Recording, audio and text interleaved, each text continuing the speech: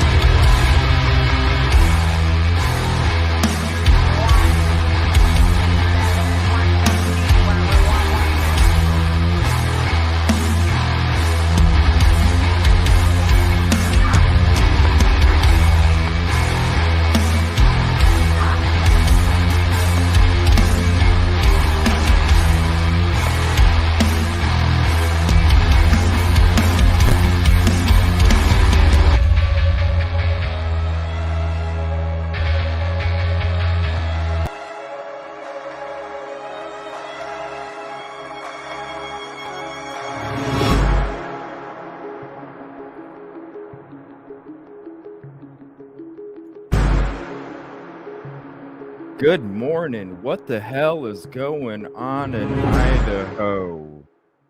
Yo, what the hell is going on in Idaho? Yo,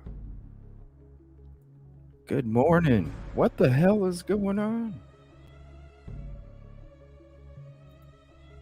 I go to do my prep this morning, and all of a sudden, where's these documents at? Where'd they go? What the hell? What the hell? Another glitch? What? Good morning. Haven't even had a drink of mine. Good morning, Cherry Cake, Scarlet, Storm Dancer. I know it's early. Kelly Miller.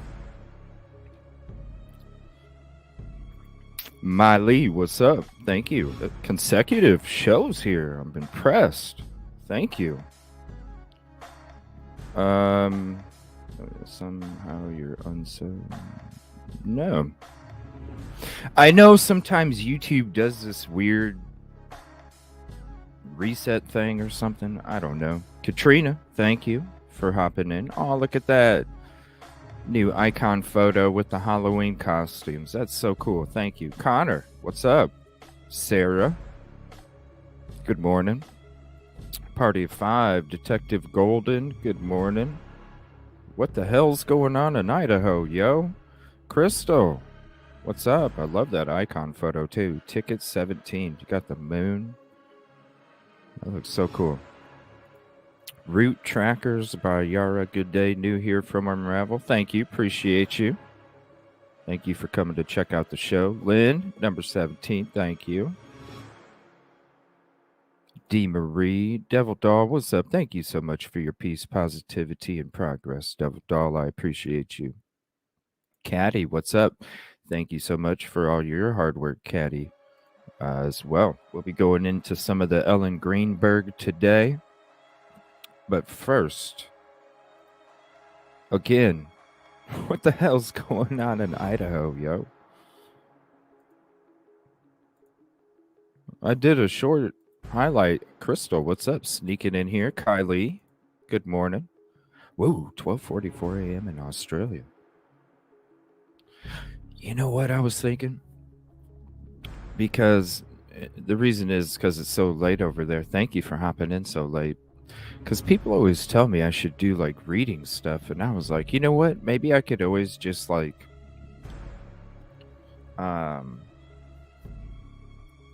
because I was watching last night instead of watching like a documentary or something. When I laid down, there was this like bedtime story thing or something. It was like from Thomas. It was like, I don't know what the channel name was. It was like bedtime reading stories from Thomas. I was like, maybe I should do some shit like that, right? You guys love the background. Everybody was saying they loved it, so I'm like, all right, it's gonna be the new background. Max Headroom, you know. What's up, Bama? You know what? We should talk a little bit of Delphi towards the end of the show. Let me write that down in my notes here. Speaking of my notes, and then we'll get into some breaking news because there's a couple things just to go over real quick. But, you know, we had to have a conversation a couple days ago, you know, and some shit had to be set straight, you know, and I understand that there's a lot of mixture, whatever, but everybody knows here. You know what I'm saying? We're about the peace, positivity, and progress. Always have been since day one. Always been about it. I showed that to you guys. That's what we're always about. So there's always, I want you guys to understand, there's always going to be people out there that are going to be talking down on the show. They're going to be talking down on the name. And it's just like this other shit that we deal with in Idaho4. It's confetti. It's a distraction. It's meant to be confetti. So I just want to say, you all know we got the big heart here. All of us, the angels, we all got the big heart. Even community members, we all got the big heart. But we also practice the big boot too, because the big heart and everybody that is in this community, we really do truly care about. It's always about the PPP and 150. We've showed that. Actions always speak louder than words, everybody. Actions always speak louder than words. It's the truest shit ever wrote. So, I appreciate you. There's always going to be people doing that shit. It is what it is. They want to make up shit. They want to pretend. They want to make confetti. It is what it is. Just think about all the other shit we deal with in true crime. Look at all the confetti we deal with in true crime. It's confetti. You know, you get the big heart here. We protect that atmosphere. And that's why we get the big boot. And sometimes people just don't like it. And it is what it is. Because it's about us. Okay? Again, I'm going to show this. Look at this shit. Again, what the hell is going on in Idaho, yo? Brian C. Cope. You know what? Let me refresh real quick just in case it was a glitch. Let me refresh 2 times in case it was a glitch. I appreciate you guys, for real. That's why I protect you guys so much. Because I really do fucking care. I showed the kind of loyalty that I have to the people that I care about and the people that I don't give a shit about. I showed the loyalty. Actions speak louder than words, people. I don't sit here and stand up here and be all cocky about shit. I don't sit there and tell you I can do shit because I can. No, you don't get that shit from me. Even though I can, let's be real. Even though I can, there's a difference. The people that have to sit there and pump themselves up about it, that's the fake ass shit, yo. That's the fake ass shit. You shouldn't have to tell people or brag to people. You just be about it. You know what I'm saying? That's how G's roll, baby. Brian C. Koberger. Look at this shit. I already hit refresh a couple times. Just be yourself. Exactly. That's all you got to be. Because when you be yourself and you're really truly about the 150, that's what I'm saying.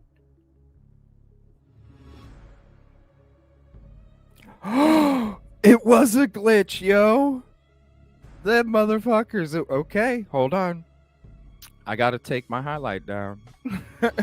Because it was a glitch. Hold on. I got to be responsible here. Let's take that highlight down. Missing documents? Nope. No mo. Bye highlight.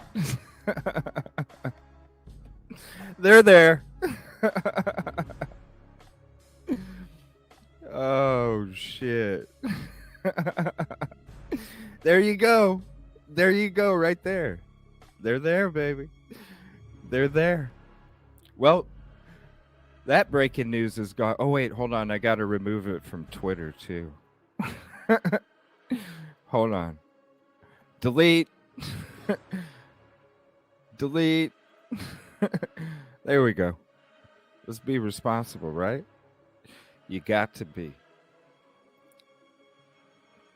All right.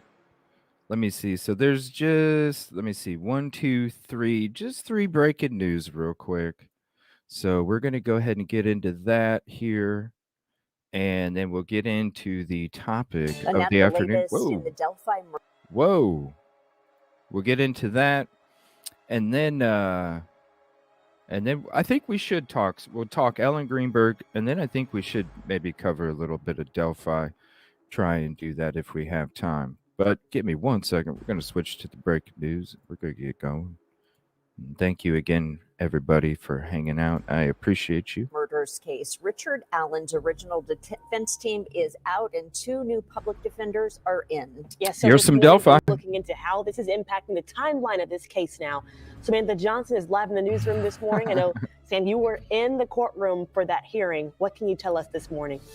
Well, listen, it was a little uncomfortable seeing Richard Allen's 2 original attorneys seated next to him in court after the judge had announced just a few days ago that they would be stepping down. Connor, you're coming in here starting candy wars now, aren't you? Those are some fighting words, huh, Connor? Tiffany? Did she respond? Did Tiffany respond yet?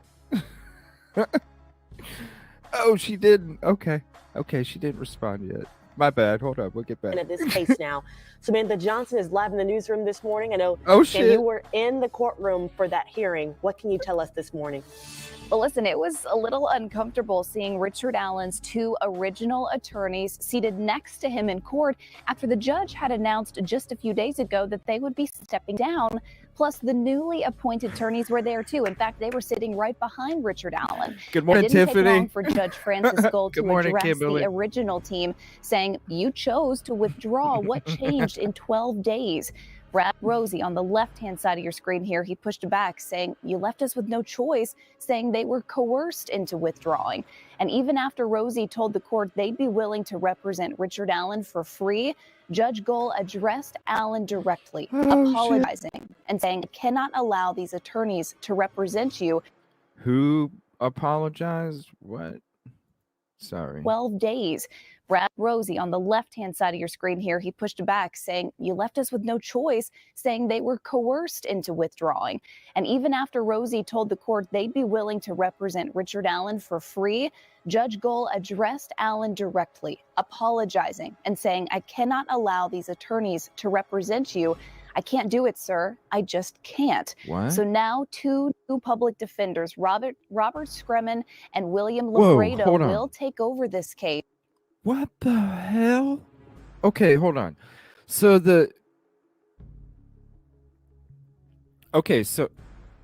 I haven't been caught up on Delphi here recently. What the hell is up? So the lawyers that said that that backed out came back, said they were going to represent him, but she said there's no way to Richard Allen. She said there's no way that I can let the lawyers that came back represent you, so you're gonna have new representation, even though he said that he wanted the previous lawyers to represent him. Did I get this right? I don't know.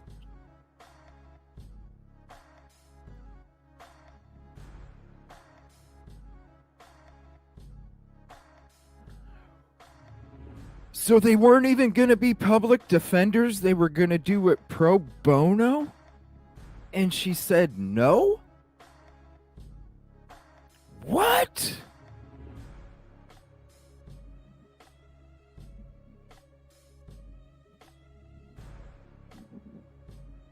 Holy shit. I didn't know if I got that right. That's crazy.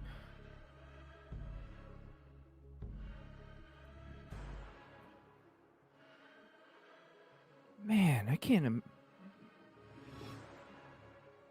That's a good question, Miley.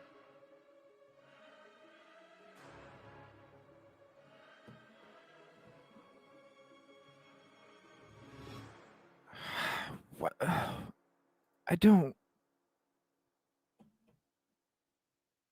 Like, seriously, is that real? Like, yeah, I mean, let's be fair, right? These dudes, whoever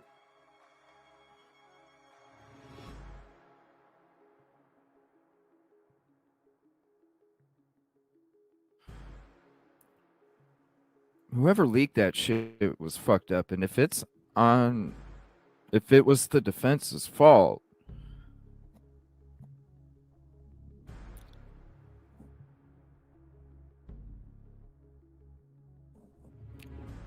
I mean, that shit shouldn't be happening anyway. But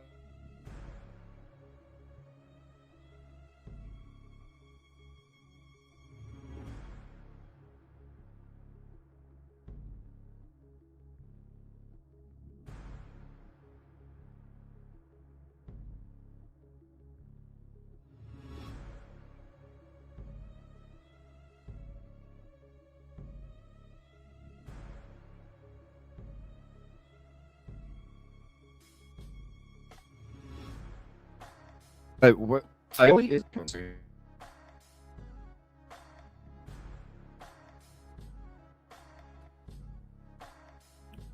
sorry, everybody. I'm gonna have to reset. Can you guys hear me?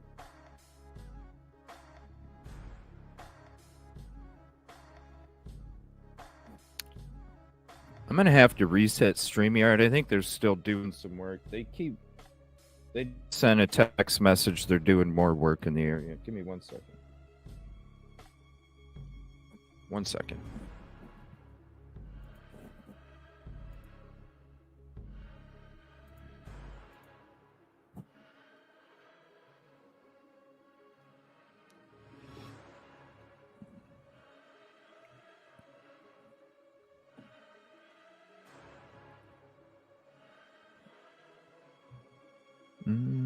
Come on.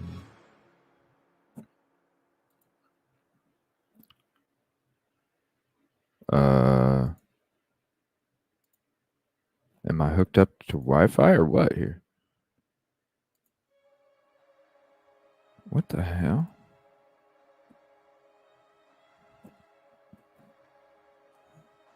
One second.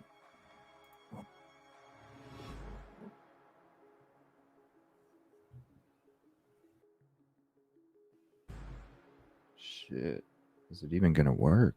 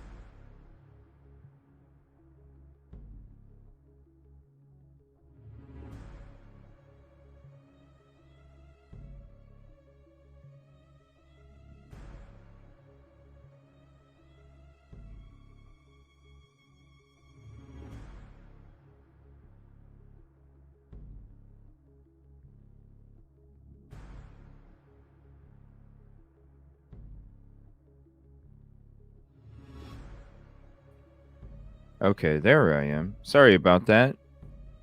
When the cable company doesn't let you know they're doing work on the lines from text message until after it's already gone. All right. Let me get back to these comments here. Sorry about that. Richard Allen. That too. What's up, Hugh? That's crazy. So she can determine what attorneys. Yoli, actually, she has a trial tomorrow. I was actually surprised that she was able to hang out as much as she did the last week. I honestly thought she's got trials starting tomorrow. So prayers, Yoli. I think tomorrow. Yeah, it's tomorrow, the 2nd.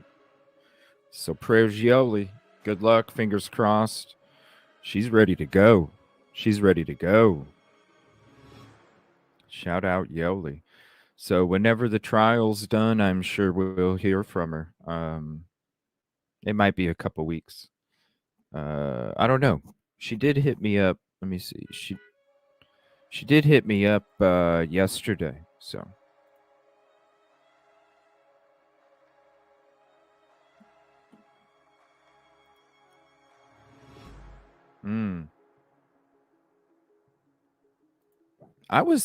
I was wondering how can they determine that?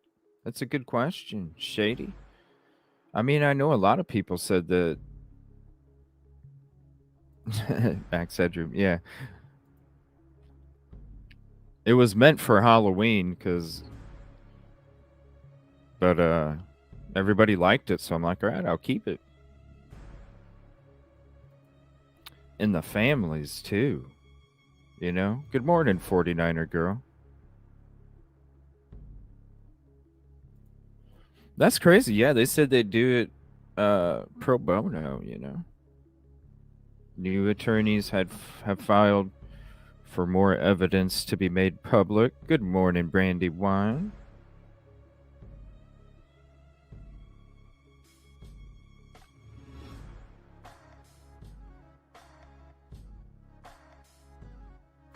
Yeah, I know. We heard that. October 2024. I was like, what? Of licorice? I don't know. Everybody. What's up, Sandy? We'll see. We'll see. I don't know. I have no clue. Yeah, it was for Halloween. Everybody was like, "Ooh, we like that. All right, I'll keep it for you guys." They told the judge they would need until next fall to be ready for trial. We'll get into the other which topics is now here scheduled shortly. for October 15th. Now, in the courtroom yesterday, we saw family members of Abby Williams, Libby German, and Richard Allen. In fact, we'll tell you what one of Allen's former attorneys said to his wife at the end of yesterday's hearing. That's coming up in the next hour of Sunrise. All right. And what is next, do you think? And this Andy is Warhol. all just drawn out, it seems. Yeah, there are certainly some questions about what comes next in this case. We'll take a closer look at what one of the attorneys is now saying coming up at 6:30. All right, Samantha, thank you.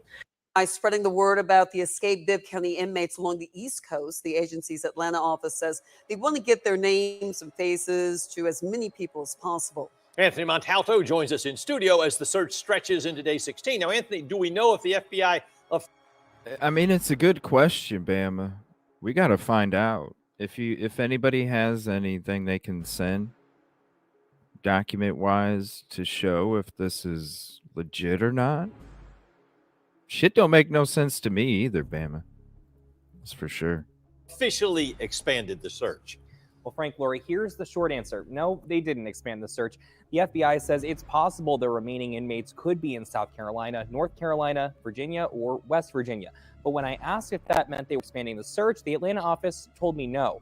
Now, the agency says all three inmates may have ties along the East Coast, but they have no specific reason to believe the three are anywhere in particular. They say they're only sending information to news outlets in those states to get extra tips and get people to keep a lookout for the inmates. Now, we got their news release from our sister station in Greensboro, North Carolina. It included posters for each inmate, with one specifically wanted by the FBI, Jennifer Barnwell. So today I dug through Barnwell's. Are you serious?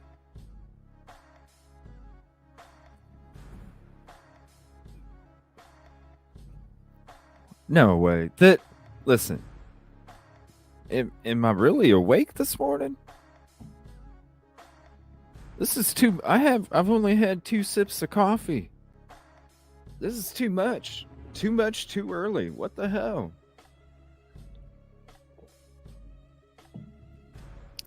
Too much too early. What is going court on records, in and Delphi? we found a lot of yo? information.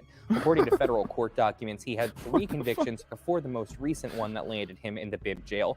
In January 2005, Barnwell was convicted of purchase, possession, manufacture, distribution, or sale of marijuana. That's a Okay, well, I thought this was about the frickin' convicts. Took 41 years, but tonight Indiana State Police are saying case closed. A murder solved on the same day it happened, Halloween. Wow. WHS 1119's Taylor Woods and photojournalist Addie Hill are in Seymour, Indiana, where they talk to the victim's family and Indiana State Police after 41 long years. It's been a long time coming for Clifford Smith's family in Seymour, Indiana. On Halloween, October 31, 1982, Smith was shot in the head at age 24. 41 years later to the date, Indiana State Police make an arrest. 61-year-old Ronald J. Anderson, now charged with Smith's death. I'm glad that they finally are bringing a closure to this, allowing us to let our brother rest in peace. Indiana State Police say Clifford Smith's body was discovered near this area along the Wright River in 1982. Leonard Smith is Clifford's brother. He was just 22 when Clifford died. He says Ronald Anderson is Smith's brother-in-law. We've always said that that's who done it. Our whole family, we knew that he done it. ISP says in the late hours on October 30th, 1982, Anderson and Smith were at a house together. Anderson took a gun from the home and left with Smith in a vehicle, and he was never seen alive after that night. Police say this case has been passed down to new investigators over the years. Combining it with more recent investigative techniques, and it ultimately led to where we had enough information to present the case to the prosecutor. This led to an arrest warrant for 61-year-old Ronald Anderson of Seymour. Although the case has been solved, Smith says it's hard to forgive someone who killed his brother. But how can you live for 41 years knowing you killed somebody? Right. Sergeant Stephen Wills says the help of technology and fresh sets of eyes looking at the case help provide answers. But I imagine it's kind of a sigh of relief after all these years to finally get that word that an arrest has been made in the death of their loved one. Wills says ISP hopes to provide answers to other families with cold cases. In Seymour, Taylor Woods, WHAS 1119 on your side. So one big question still remains tonight. Why was Clifford Smith shot and killed? That answer is still unclear tonight, and more specific information could be revealed in future court appearances in this. All right. Now we're going to get to this Banfield episode here. Usually we don't watch the Banfieldio, you know? We just don't. But Harsh put out a video this morning. Shout out Harsh Reality. Harsh put out a video this morning right before my show. And it talks about this lady. So like I said, normally we don't entertain this shit. I like what's her name? I like Brian Enton. Brian Enton's he's good. Pretty Lies and Alibis podcast, I think is what it is over there. She's good too. She's cool. I like her spirit. I really like her spirit. She's badass. I don't know her name. I apologize. No, but this is everybody knows usually we don't watch Banfieldio, but this is for entertainment purposes only. There's no graphic warning. It's just entertainment purposes only. Brian, we were just so incredibly close multiple times to that house. Shout out coming Harsh. down. thought it was a misprint when I read what I read this morning. That's right. They have, Yeah, Sandy. I mean, listen, you said it, Ashley. The family. That's why I said we are the new news. Ever since I started doing and covering true crime, I've always looked at it like journalism. And it's the same approach. And when you approach it as a journalist, and then other journalists that are on this profile, where shit's just like, yo, let's come on. Let's be real. When it gets beyond that, that's when it's like, man, no, that's cool. I'll just stick to local news, which I usually do most of the time, unless it's cool people that I love to highlight. Entertainment purposes only. Yeah, I mean, listen. Damn, you it's said it, cold. Ashley, the family trusted their guts. They have been fighting and fighting and fighting for this house not to be torn down. And all the experts on the case there in Idaho were telling them they were crazy. The prosecution signed off on the demolition. The defense signed off on the demolition. The University of Idaho has sure been in a hurry to tear that house down. Well, guess what? The house. That's what I was saying last night and yesterday when it came to my show, and when I made that highlight. Like, it's a business decision. If you look at it from a business, they don't want this thing up. There's no way I could think that they were faking it or throwing a bluff out there or anything like that. I think from the day that this shit happened, they wanted that house gone. From when they woke up that day, when that day when they found out and they put out that tweet about the shelter, and all that other stuff, like, they notified before it was even confirmed but whatever, that's another topic.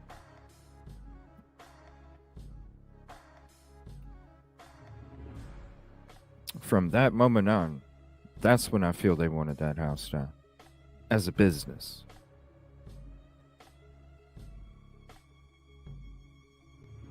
I think that's why as soon as BK was arrested, they had a motherfucking cleaning crew in there ready to go. Let's go. They're saying we're doing it for the families. No. Let's go. You know who run.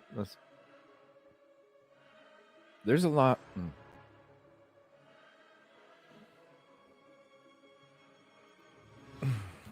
We just keep going. To tear that house down. Well, guess what? The house What's up, didn't huh? get taken down right away, and there they were, back there today. You had the new video. We had exclusive video. It wasn't just a couple of FBI agents actually going in and out. It was Ooh, an look at that. entire team for whatever Out of the flavor coming in. Spicy. I love it.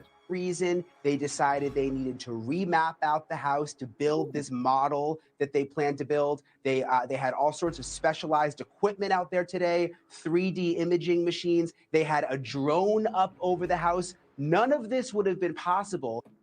If you want to see the quality of the drone, the outside and the inside, watch last night's show. We covered it all pretty much. If the original plans had gone through. And You you wanna said see the it wasn't quality. just one plan. It I was don't know. over and over again. What's up, that JC? The university and the prosecution wanted to tear the house down. And thank goodness that the family, the Gonzalez family particularly, kept fighting, because obviously police found value in going back in the house today. So, Gigi, jump in on what Brian just said. Obviously, they saw value in going back in. I don't understand how 12 months later they can just now be seeing the value of going back in to take these measurements. The house has not changed. Everything is. That's my new. You know how we got BK's coffee cup, right? We got BK's coffee cup. Right now, we got the Evil CJ Peace, Positivity, and Progress logo for the same It's reason. exactly the same, and there was meticulous Oh, it's too investigation that went close. on for months. It's too close. Yeah, they did some measurements in that initial shit. investigation, but the Hold on. difference is that everything was still in the house. So shit. what the FBI did, thank goodness they didn't tear it down. You can't put toothpaste back in a tube. Once it's down, it's down. But the house is empty at this point, and now you have this trial delayed indefinitely. There we go. These models take months to put together, to get all the data analyzed. So the FBI thought it's a good I'm time ready. with the I'm trial ready. being delayed to go in there and do our Faro scanning and get their own measurements separate from the initial investigation with the house being empty. So, Brian, when I was reading the statement from Steve Gonsalves and Xana Kernodle's family, they released a joint statement together. And I will tell you this, that I texted back and forth with Ethan Chapin's mom and said, do you have any thoughts about this? There we And go. she said, no, I don't. And she's been very much like that since the beginning. This is extraordinarily painful for everyone involved, and everybody We'll get the reacts coffee differently. cup up. But There that we was go. the reaction from Stacey Chapin, that she did not have the same reaction that these other family members did. Brian, when Steve said, and Steve has taken the lead, but this is Steve and also the Kernodle family. It is our understanding that the King Road residence will not be demolished until after the trial has concluded. Do they have information that we don't have? Is this now fait accompli? It is staying up, and it could take years to get that trial, to finish up. Well, it seems like what they have been told, Ashley, on is it. different from what the university is putting out publicly today, because when they made the announcement today that the FBI and police were going to be going back into the house, they said in black and white, the university still intends to demolish the house, not this semester, though. So, I mean, look, it's no surprise. Not this semester. I said what I said last night. I know it's probably far-fetched, but think about all the PR that's been pushed.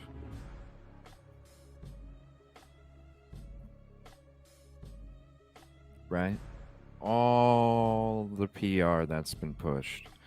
You know, I've said since the new year, Papa K was either some other BK, or it was an LE leak and shit. Because to have those details, they either were involved or they were somebody trying to push a scenario. Because somebody just doesn't come on. Let's be honest, there's a lot of fucking crazies out there that'll get on there and post a whole bunch of disturbing shit. We know that. We're in true crime. But when some real shit, some shit that only certain people would know, that shit don't make sense. So you have to think, what does make sense? What makes sense is either somebody was either involved or somebody knows details that aren't being put out there.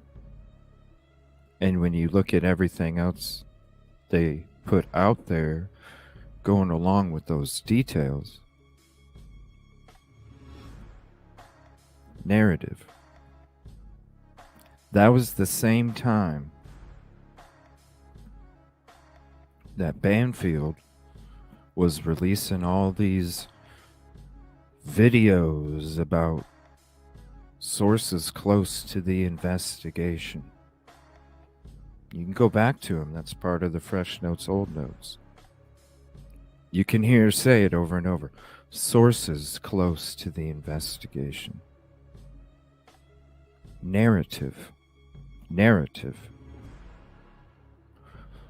So when they say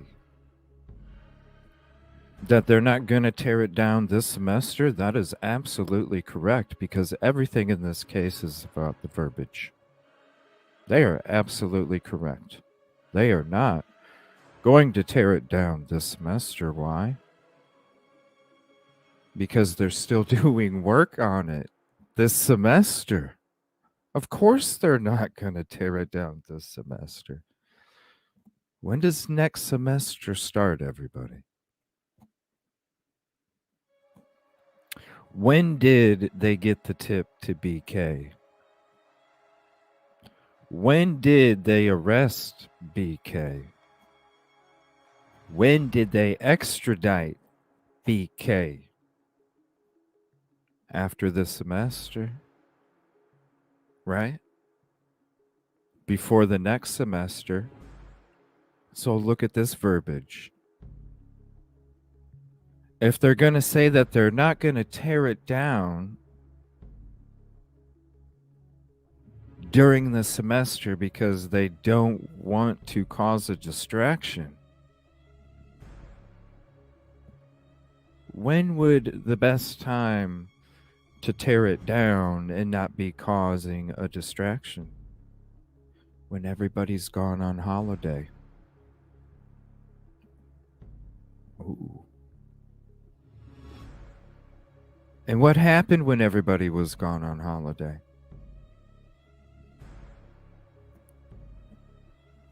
The tip, the arrest.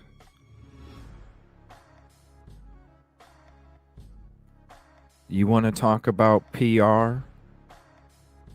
You want to say that the Pennsylvania U-Haul was a taunt? You want to talk about what a taunt would be?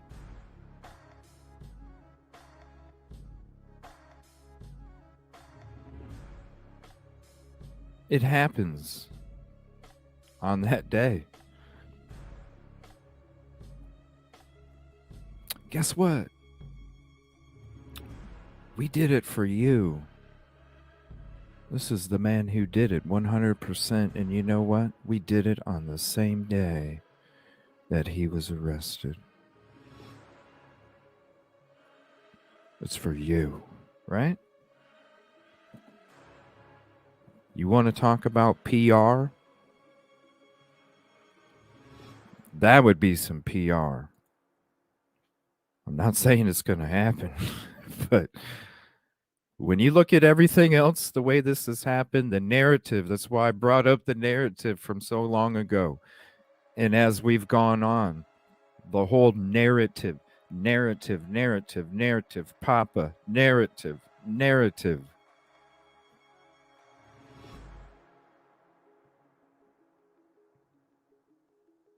Narrative. They said in black and white the university still intends to demolish the house, not this Sarah, semester, what's up?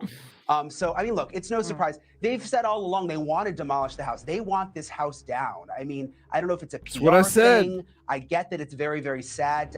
This is, see what I'm saying? People think that I'm just talking out my ass. I ain't talking out my fucking ass. Have right there next to the campus, but they're not giving up on that. They're still not saying officially to us that they're going to keep the house standing through the trial. Because they're... Look at it from a business decision, people. Business.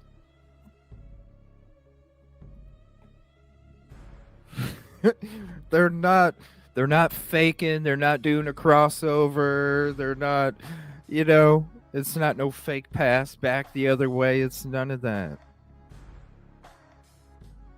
They want this thing down. It's business. I said. No. Yeah. When you think about it with a business mind, I'm saying, come on. Perhaps Steve has some different information. Right, Crystal? What will we see tomorrow? Yeah, exactly? that stood out to me. Gigi, listen, the university, we shit. don't know their motives, right? Like, let's be honest, there are a lot of students at the University of Idaho that are probably affected in some kind of PTSD from what happened there, and they're reminded of it on a regular basis. It is an eyesore. It is a horrifying memory. It is a That's exactly what I was trying to say yesterday, too. Like, these students are scared. Even though BK's arrested, some of these students are so damn scared, like nobody's even been apprehended. And that's not cool. And to think... It is a traumatizing thing. It is a trigger for a lot of people. So I get it. If the University of Idaho wants that gone and wants a beautiful park to remain, I could list off the top of my head dozens of crime scenes where that has happened. Beautiful parks and memorials have been erected in the place where horrors have transpired. So I don't besmirch the university unless it's just for PR, which I don't know. It may not. Yo, I pointed everything out in my shows yesterday, how it is about the PR. I made a highlight about it. It's about the PR. They just bought University of Phoenix earlier this year. It better be about fucking PR. Because if you're in business, and if you make an acquisition like that in business, you better be on your fucking P's and Q's with your freaking PR after that acquisition. Any businessman knows that. Any businesswoman knows that. You better be on your P's and Q's after that acquisition. You better make sure that it pays off 150% in every freaking way that you can think possible to try and make it pay off. You better be doing it and have no mistakes, period. That's business. It's all about the PR. All about Not be. But what is the rest of the community there saying, Gigi? Like students and residents of Moscow, like how are they weighing in on this? Yeah, kind of what you just said. It's very traumatizing to see that house because there are students that live in very close proximity within eyeshot of that house. They see it all multiple times a business. day, With the and then Idaho they know what University. happened there. So the general consensus is everybody's ready for. But that's what they're in. They're in business to be. They're in business to be a business.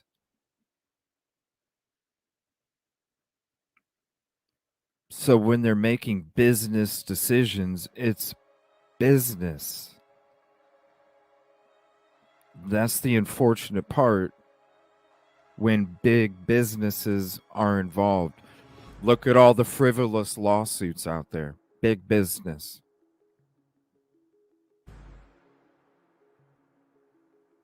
Look at the way big business cuts corners. That's why we have lawsuits.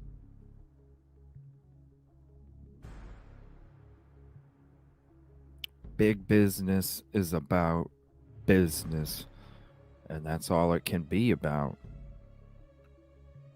when it comes to business. It is sad, but it's the damn truth.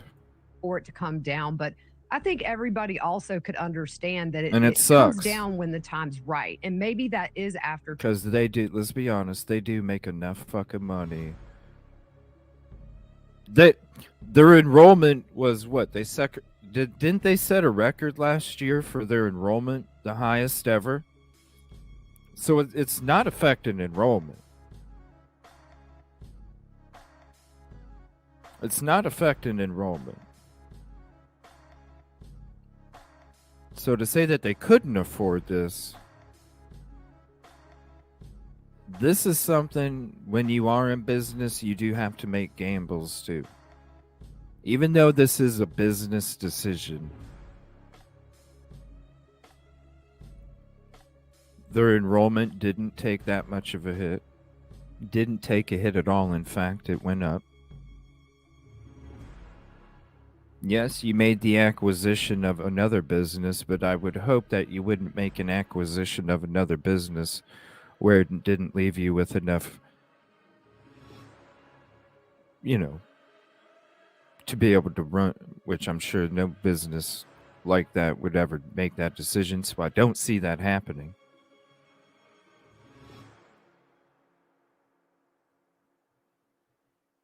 No, Hugh Holt, there's not. But I think they're looking at it like this. This is how I think they're looking at it in the boardroom.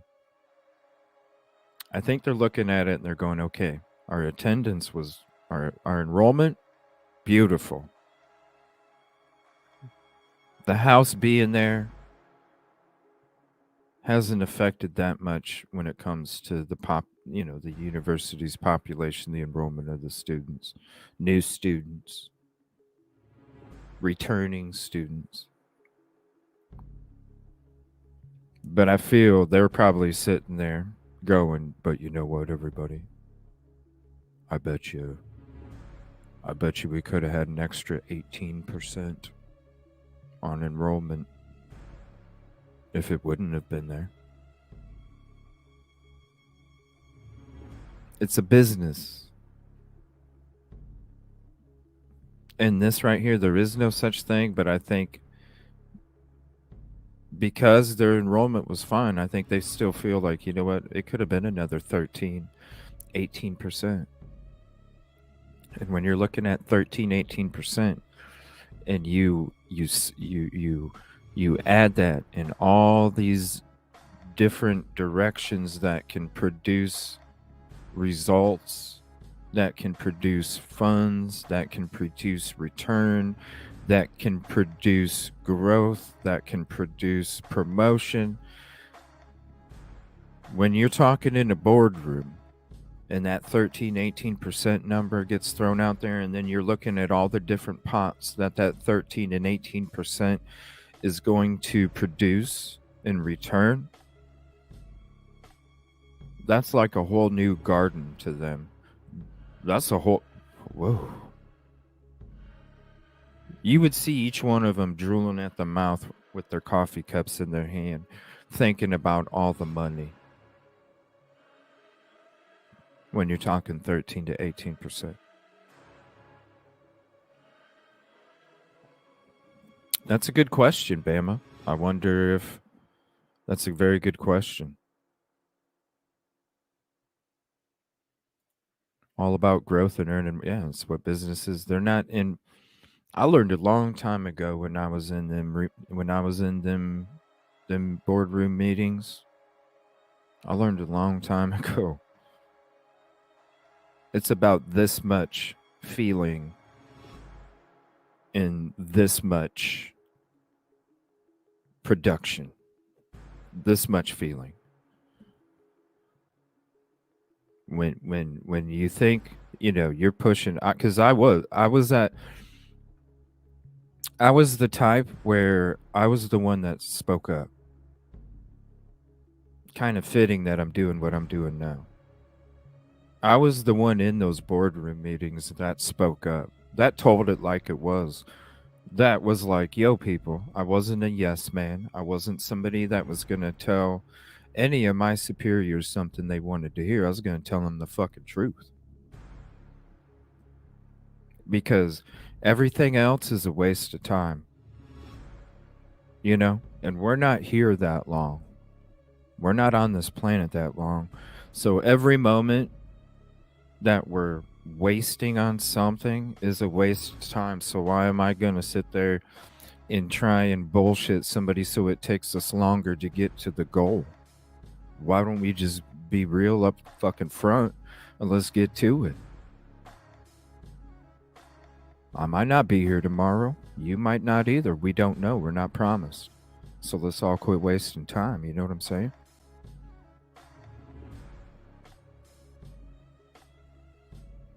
I just don't see, especially with the enrollment being cool. I just see them being like, you know what? Yeah, we're not going to do it we're not going to do it during the semester. We're not going to sit there and confirm to anybody that we're going to keep the house up for any certain amount of time period. And it's all about not doing it. So guess what? If, like I was saying yesterday when it came to all this other business decision, if they're not going to demo it during the holidays coming up, then the next opportunity that they can demo it is coming up in the spring. And when you're talking about spring, and you're talking about what I was bringing up, what could be a possibility yesterday in my highlight about the case, if you want to talk about business decisions and you want to talk about a bad business decision, that's one you don't roll the dice on. You can roll the dice. You can roll the dice during these holidays and you'll come out pretty good because everybody.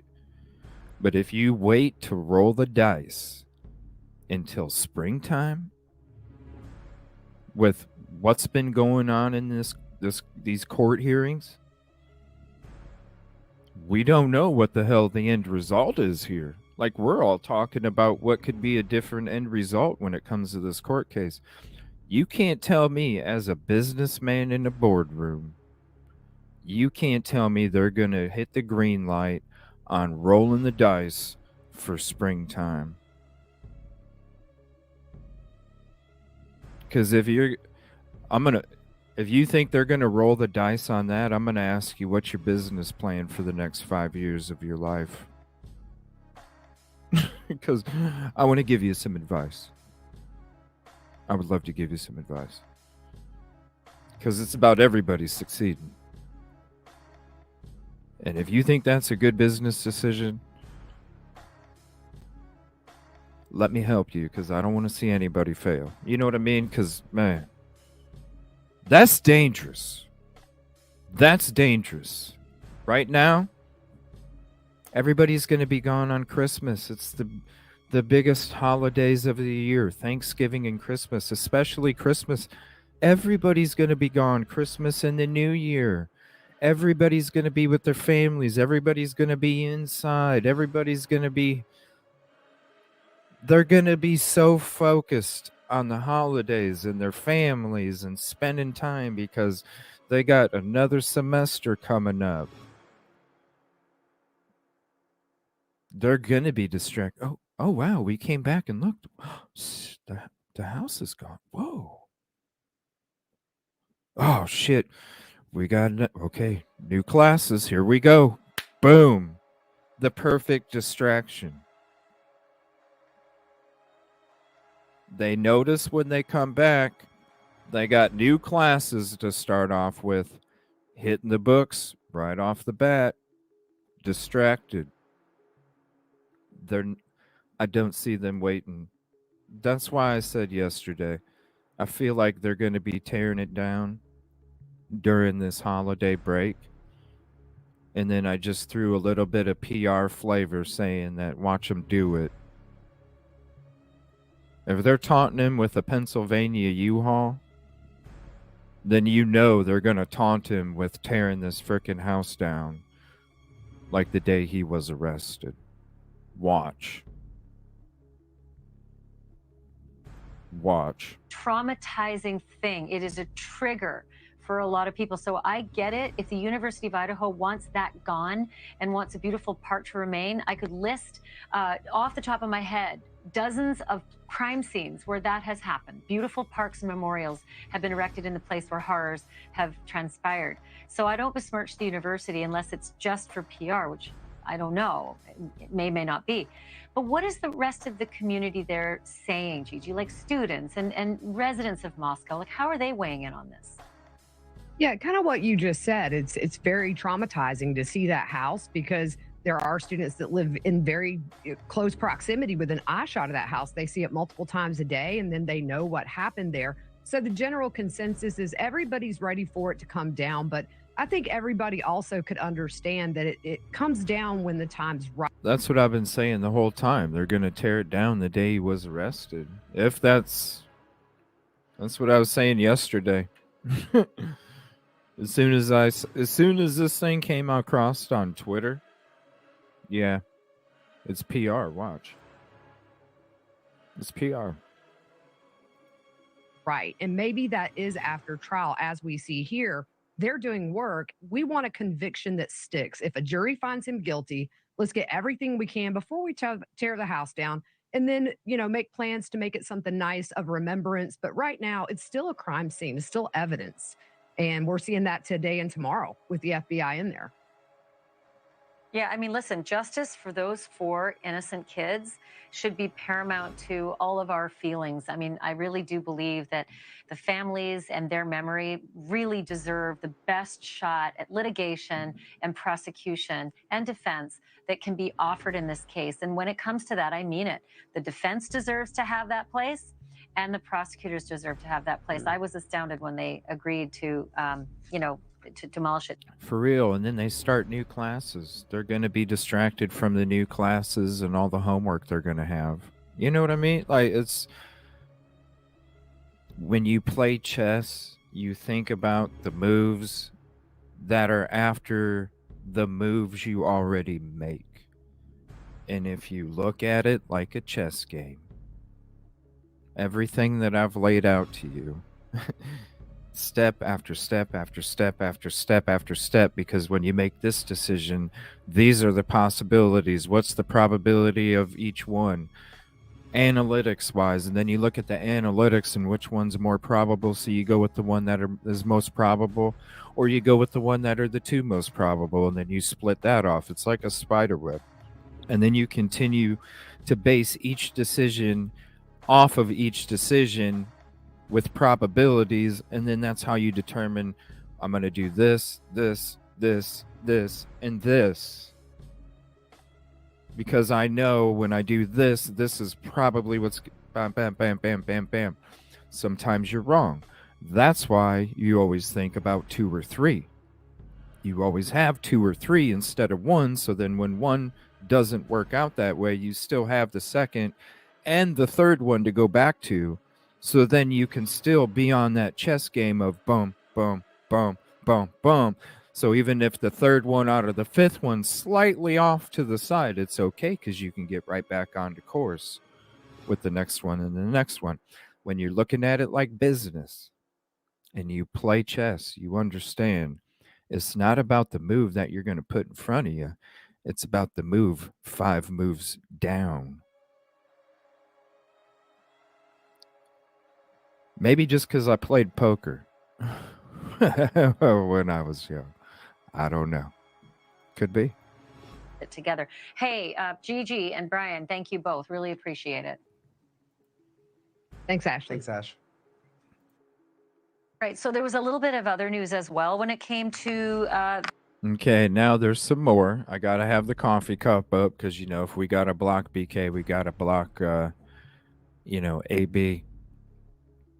When it comes to the Zoom ups, that's all. Now, this is regarding the judge reviewing the IgG, the DNA evidence. This is, again, Benfieldio. This case today, and I want to tell you about that. It's a little bit convoluted, so I'm going to try and make it as simple as possible. The judge did what some people think was give a gift to the defense, because the judge has said, regarding all that DNA technique that the prosecution's been using, I get it. I get it, defense attorneys. I get it, Brian Koberger. You want to peek in their file, and you think you deserve the discovery. Normally, that's not so unusual, but you don't get everything in an investigation. What the fuck? Okay. Is he not asking for the DNA, how they acquired the DNA profile of him?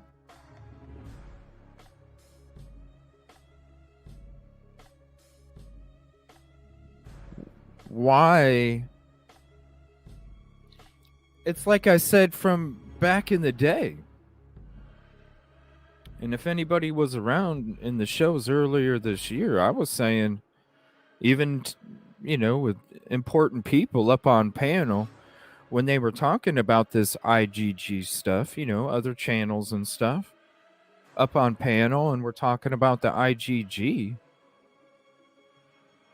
and him not being able to get the evidence of how they obtained it, and I even told a previous LE on panel, if you pull me over and you tell me that I was going 59 in a 55 and I know I was going 56, I'm going to ask you, let me see the fucking radar. Let me see the radar.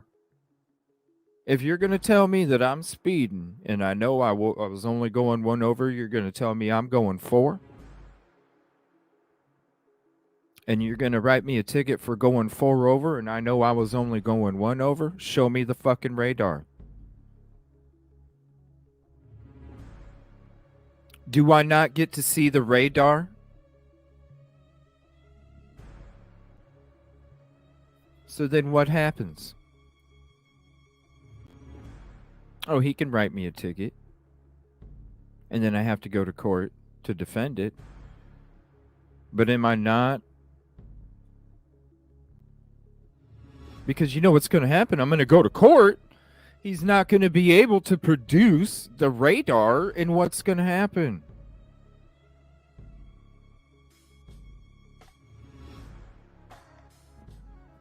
Dismissed. Dismissed. So if I'm supposed to get, if I'm getting pulled over and I'm told that I'm speeding and I know damn well I wasn't, and I ask you to produce the radar, you should be able to produce the radar. If I'm getting arrested for a crime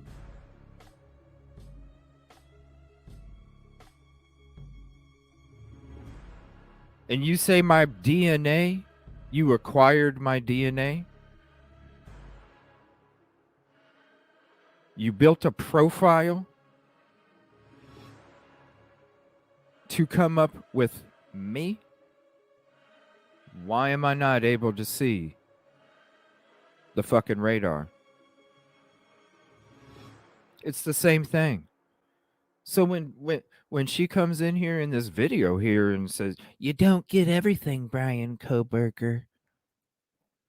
You know what, motherfucker? I bet if your ass was sitting in a fucking jail, Banfieldio,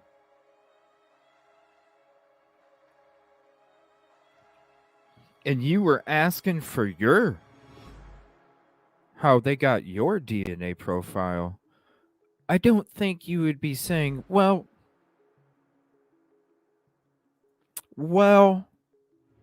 you don't always get what you want. You know, that's just stuff I need to... No, your ass would be screaming and hollering and throwing a fit and stomping your heels. You know damn well you'd be stomping. You know, I wish people would approach their messages to other people with more humility.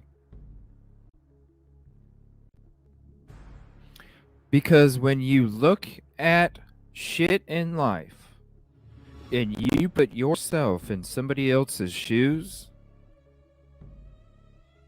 you don't end up saying shit like that because you already put yourself in somebody else's shoes and you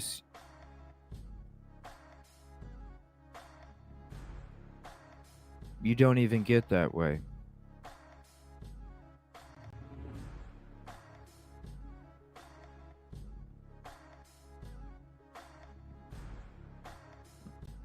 What's up, Dakota?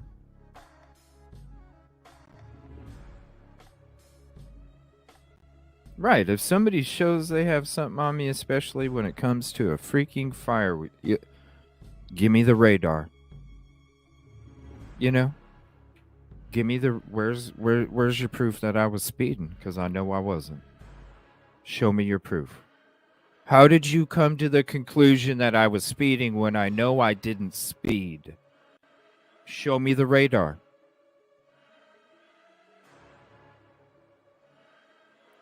The radar is the homework. How you acquired the profile is homework. It's the same damn thing.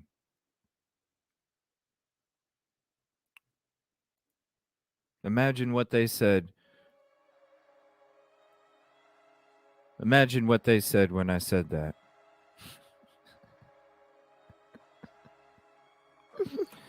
Because it's true. I asked a former LE that. Where's my radar, yo? Of other news as well when it came to this case today. It's like, and I yo, wanna tell y'all you need about to that. settle down. It's a little bit convoluted, so I'm going to try and make it as Y'all simple need as to settle possible. down. The judge did what some people think was give a gift to the defense, because the judge has said, regarding all that DNA technique that the prosecution's been using, I get it. Again, everybody, if you're just coming in, we're showing the coffee cup because usually I don't watch Banfield. This is for entertainment purposes only right now. And since I have to coffee cup when they zoom in on BK, I have to coffee cup when they have a zoom in of AB. That's all. All that DNA technique that Coffee the cup. prosecution's been using, I get it. I get it, defense attorneys. I get it, Brian Koberger. You want to peek in their file, and you think you deserve the discovery. Damn straight. Normally, that's not. Yeah, I deserve the radar, sir. If I'm speeding and I know I'm not speeding, I deserve the radar. Damn straight. Not so unusual, but you don't get everything in an investigation. In a discovery, you Well, I should get the radar.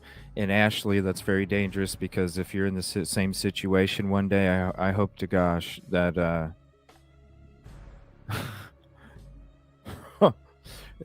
you know what I mean? Just put yourself in other people's shoes. Then maybe you wouldn't act that damn way in the first place. You know what I'm saying? To anybody out there in life, put yourself in other people's shoes first, and then maybe you wouldn't act that damn way. You don't get everything. You don't get every single police officer's notations in every book that they might have done. Sad. In interviews, right? You don't get Humility, everything. people. Humility. And the prosecutors are saying, that's right. Our DNA technique that we used, genealogy, you know, right? the good old Show me 23andMe okay. stuff, we didn't use it for any court stuff. We didn't use it for warrant.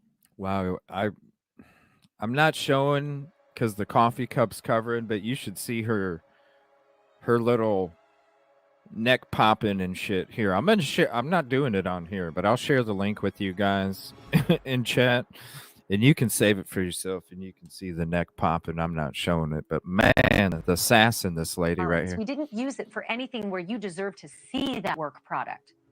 What we did was we figured out who his family was, and then we went and did good gumshoe policing. We collected their trash, and then we did the old This is what she's doing. Cheek. And the swab of Brian's cheek, the police say, matches Ridiculous. that knife sheath at 22, at 11, Neck 22 popping, Kingwood. yeah. So what the prosecutors are saying This is is from that you don't get.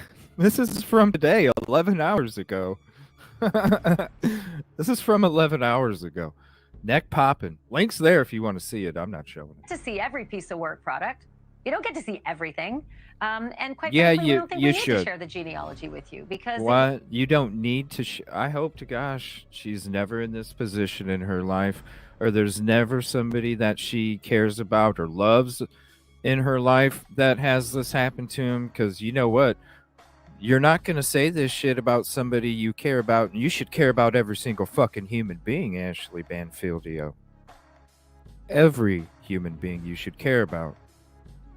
So reckless of people. it was just sort of, it was like the lie detector test. It just led us to more information that we could investigate. I mean, The it defense is saying, "Nope, ban- we it want it all," is. and the judge is now saying, You're right. Yeah, you know what? I'm going to take a look at that. This I is think for I'm going to entertainment chambers purposes without all only. the cameras and everybody listening, and we're going to take a peek and see what they can and what they can't see. Okay. So to figure that out and how that works, Dave Ehrenberg is with me. He's the state attorney for Palm Beach County. Dave, it's so cool to see how confusing. Why is he laughing? I just call it, DNA. But it is cool to see how this familial DNA has woven its way into American jurisprudence and become complicated. Do you see this as complicated, or do you just see this as placating the defense and moving on? Actually, it's been going on for a while, but law enforcement hasn't wanted the public to glimpse behind the curtain because, number one, they don't want the public, when they sign on to these genealogical websites, 23andMe, for example, to not click the box allowing your information become public, because law enforcement has been using this stuff to catch serial killers, cold cases. And if the word gets out that your information, your DNA could be viewed by law enforcement, maybe people don't check that box, and then you can't crack these cases. One of the reasons why the prosecutors did not want the defense lawyers to see all this stuff is because they don't want the cousin, the third cousin, or whoever the relative is of Brian Koberger to be harassed. And they don't want that person to be some red herring at trial. Aha, this is the real killer. He's got the DNA. And besides, what privacy interest, Ashley, does Brian Koberger have in the DNA of his second or third cousin? None. So is this one of those things? There's a fancy expression in the law. I always love it. It's called fruit I mean, none of us truly know. of the poisonous tree, meaning if you do something that isn't quite right and it leads to really good information in the case that could nail you to the cross, you all of a sudden can't use that because it was born from that poisonous tree. Is this one of those circumstances where the familial genealogy that led them to Pennsylvania, that led them to Brian Koberger's dad's house, that led them to believe we got a family member and someone in this family member must have a white Elantra and, you know, fit the bill, and there was Brian Koberger? Is it possible at all that all of this could be thrown out because of the poisonous tree? I don't think it's poisonous, but is it? Actually, that's what the defense is hoping. That is like their only chance here, I think, because once they had the DNA swab of Koberger's cheek, it was a match. And how did they get to that swab? Well, you laid it out correctly. They had to first get the DNA from the sheath of the knife. Then they ran it through the databases, and there was no criminal in their database on file that matched. So what they did was they took it.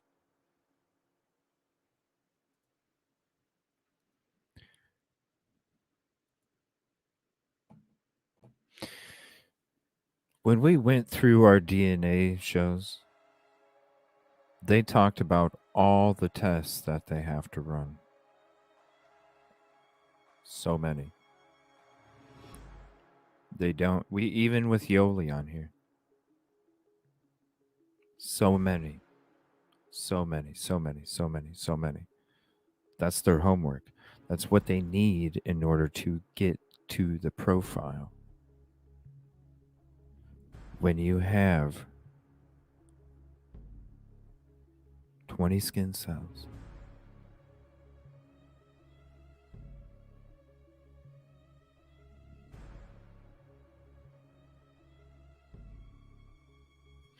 this guy makes it sound so simple. It's not that simple.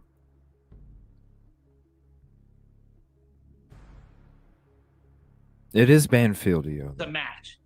And how did they get to that swab? Well, you laid it out correctly. They had to first We'll get be the going to DNA those from here the in a minute. sheath of the knife. Then they ran it through the databases, and there was no criminal in their database on file that matched. So what they did was they took it to the genealogical database, and they found a relative, and they compared the relatives who owned a white Hyundai Elantra, and that's how they found Koberger, and that's how they got the swab of his cheek. So if you could suppress the initial genealogical DNA, the thinking is everything else goes away as well. It's fruit of the poisonous tree. I think it's very unlikely this will work, but it's all they got. Who the fuck is this? I never...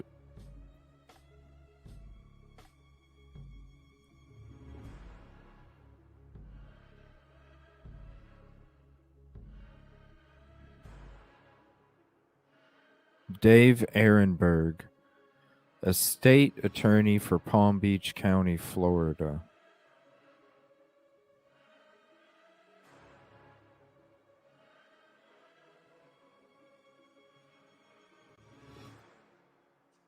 So I just want to remind everybody that this is exactly what we're talking about. It's the K-bar knife. This is not the knife, obviously. I don't have the piece of evidence here in the studio, but Well, no shit, Sherlock. Gosh, you're such a great investigator. I can't do it no more. What the fuck, man? Oh, no. No. All right, hold on. No. Obviously, it's not the same one. This lady. Yeah, let me see here. Harsh put out a couple videos. We're gonna go to those here real quick. Let's see what Harsh had to say about Ashley here. This is like I said about the radar, everybody. Like, show me the fucking radar, man. Show me. Not cool. Hope you are all well on this day. You amazing, amazing people. You guess what? This is actually video 1B. B. Is that right? Yeah. Can't B. work it out. B. Video 1B. Because there's going to be 3 videos today. Now, the one Just later video will 1. probably say video 2 of 2, but that's going to be video 3 of 3.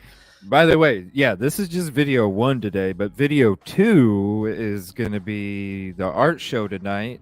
So if you want to come hang out and be a part of the art show, come hang out tonight.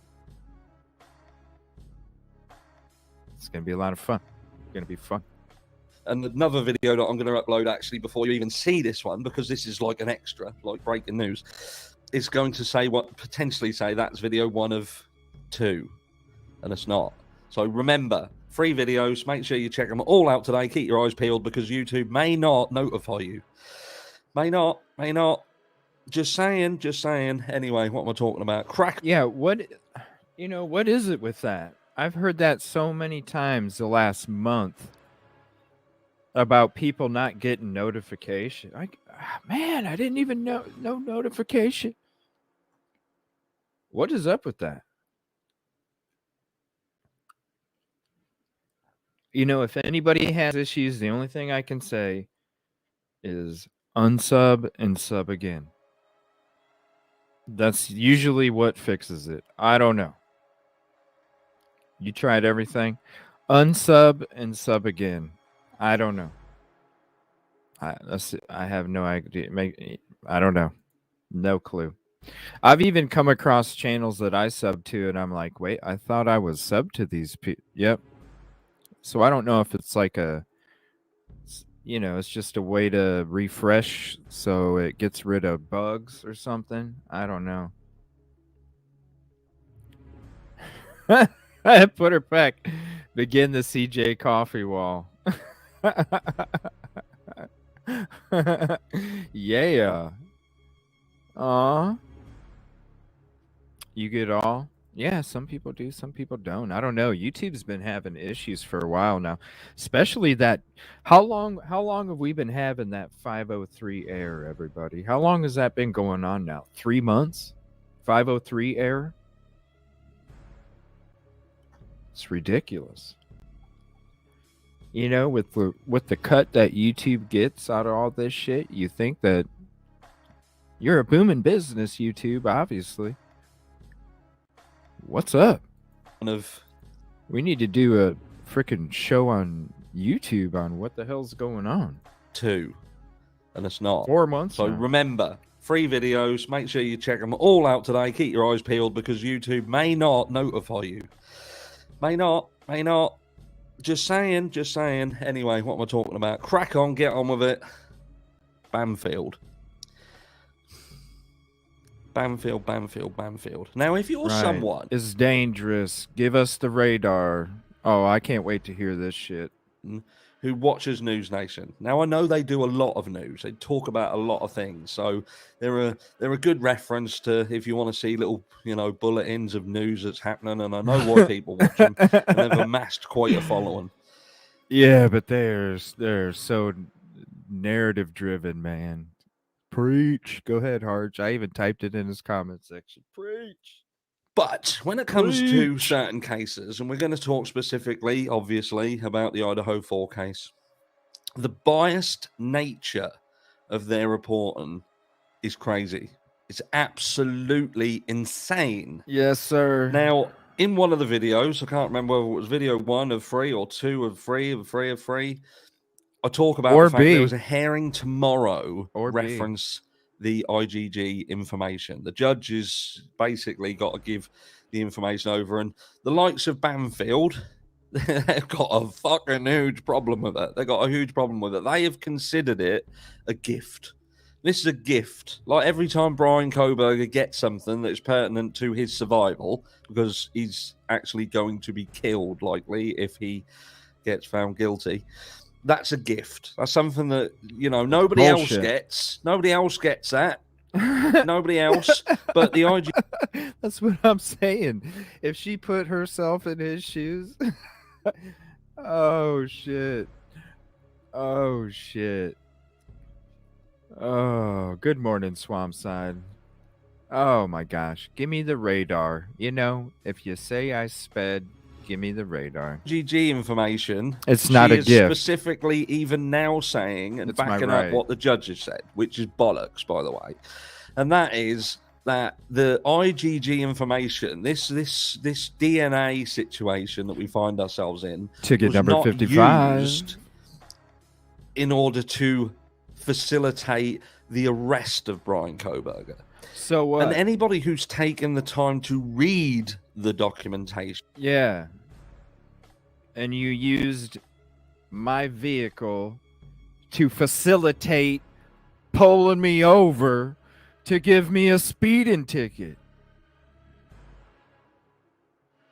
If we're going to talk facilitation, like the PCA, for instance, will know damn well that the main body of that arrest affidavit was indeed the IgG information.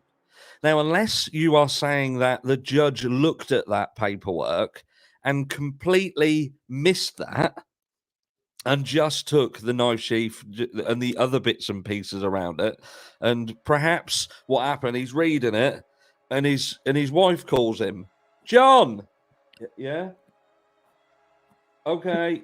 And he then goes back and he's missed that bit, the IgG bit, all of that massive paragraph that talks about how they done their, they found the DNA and done this tree and, so on and so forth. He didn't see that. He didn't see it. So he then made his decision to okay the arrest without even looking at that, which would have seen, which, to be fair, Judge the Judgemeister Judgeson, he Swampside seems to Swampside.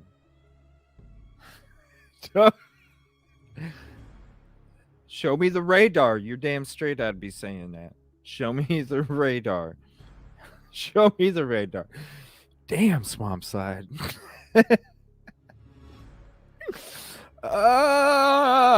You believe the same thing as Banfield in that there was nothing to do with the IgG that facilitated the arrest of Brian Koberger, again, which is utter shite. Utter shite. There is no doubt in my mind that fact that they had the DNA and could say that the DNA, how they got it in terms of the family tree situation, send it across to this lab and they done it and send it back, and that's what happened. Brian Koberger's buccal swab that would then just confirm the information was done after his arrest. That was done after his arrest. Let's not forget that law enforcement had not taken Brian Koberger in and done anything to do with his DNA to pair it up with the knife sheath prior to the arrest. This is all about the defense team requesting information on how Brian Koberger is finding himself in the position that he's in. How did you get to a point where you arrested Brian Koberger? And the IgG absolutely makes up the foundation of that. You can't have your cake and eat it.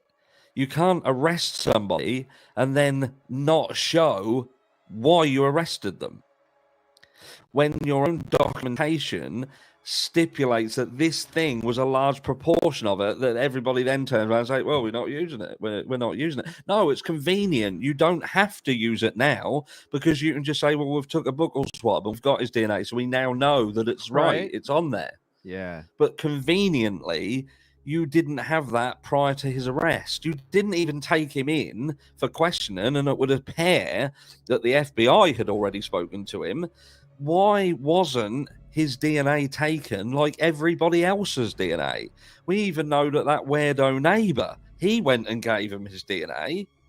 So why didn't the police at some point prior to all of this fucking about with this IgG stuff just pull him in based on the fact that he drives a white Honda Elantra? They'd Ticket known that he'd 58. been between Washington and Idaho. Ticket 58.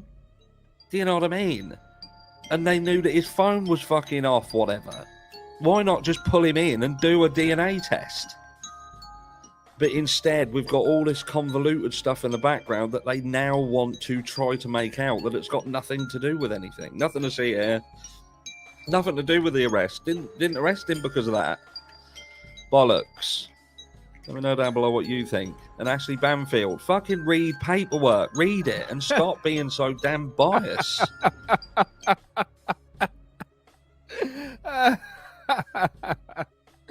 You know what I'm saying? You know what I'm saying? I'm not the only one that says it. Do your fucking homework, yo.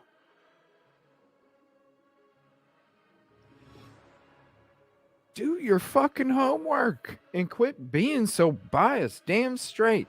What if it was you? Give me the fucking radar that shows that I was speeding, and don't say it again, Swampside. That's not good. That's not good juju. Well, hello there. How is everyone? I hope you are all well. One more time. I don't even know what day it is, so I'm not going to give you a day update. Some of you will be happy about that, some of you not so. But yeah, I don't know. I have no idea. I'm full of flu again, full of flu. And that isn't amazing. But guess what? You are amazing. Amazing for being here. You look amazing. You are amazing. And remember, don't let anyone tell you otherwise. Anyway, we've got some meat and potatoes to speak about. And to be fair, look, I'm going to say that the meat and potatoes ain't strictly hot off the press because I'm a little bit behind. Now, I will say thank you to those who sent this information out to me yesterday. I should have really jumped on board and got out there, you know, in there like swimwear and all that. But yeah, I'm a little bit late to the party this time. And thank you to all of you that send me information as well. We're going to be getting to some of that here in a little bit. Shout out again. Because I've got man flu. For those of you who don't believe man flu exists, Google it. Doctors have proven that it does. Everybody, damn, I was sick. Everybody's getting sick. Oh, the answer is surprisingly yes. Scientists have discovered that men have weaker immune systems than women.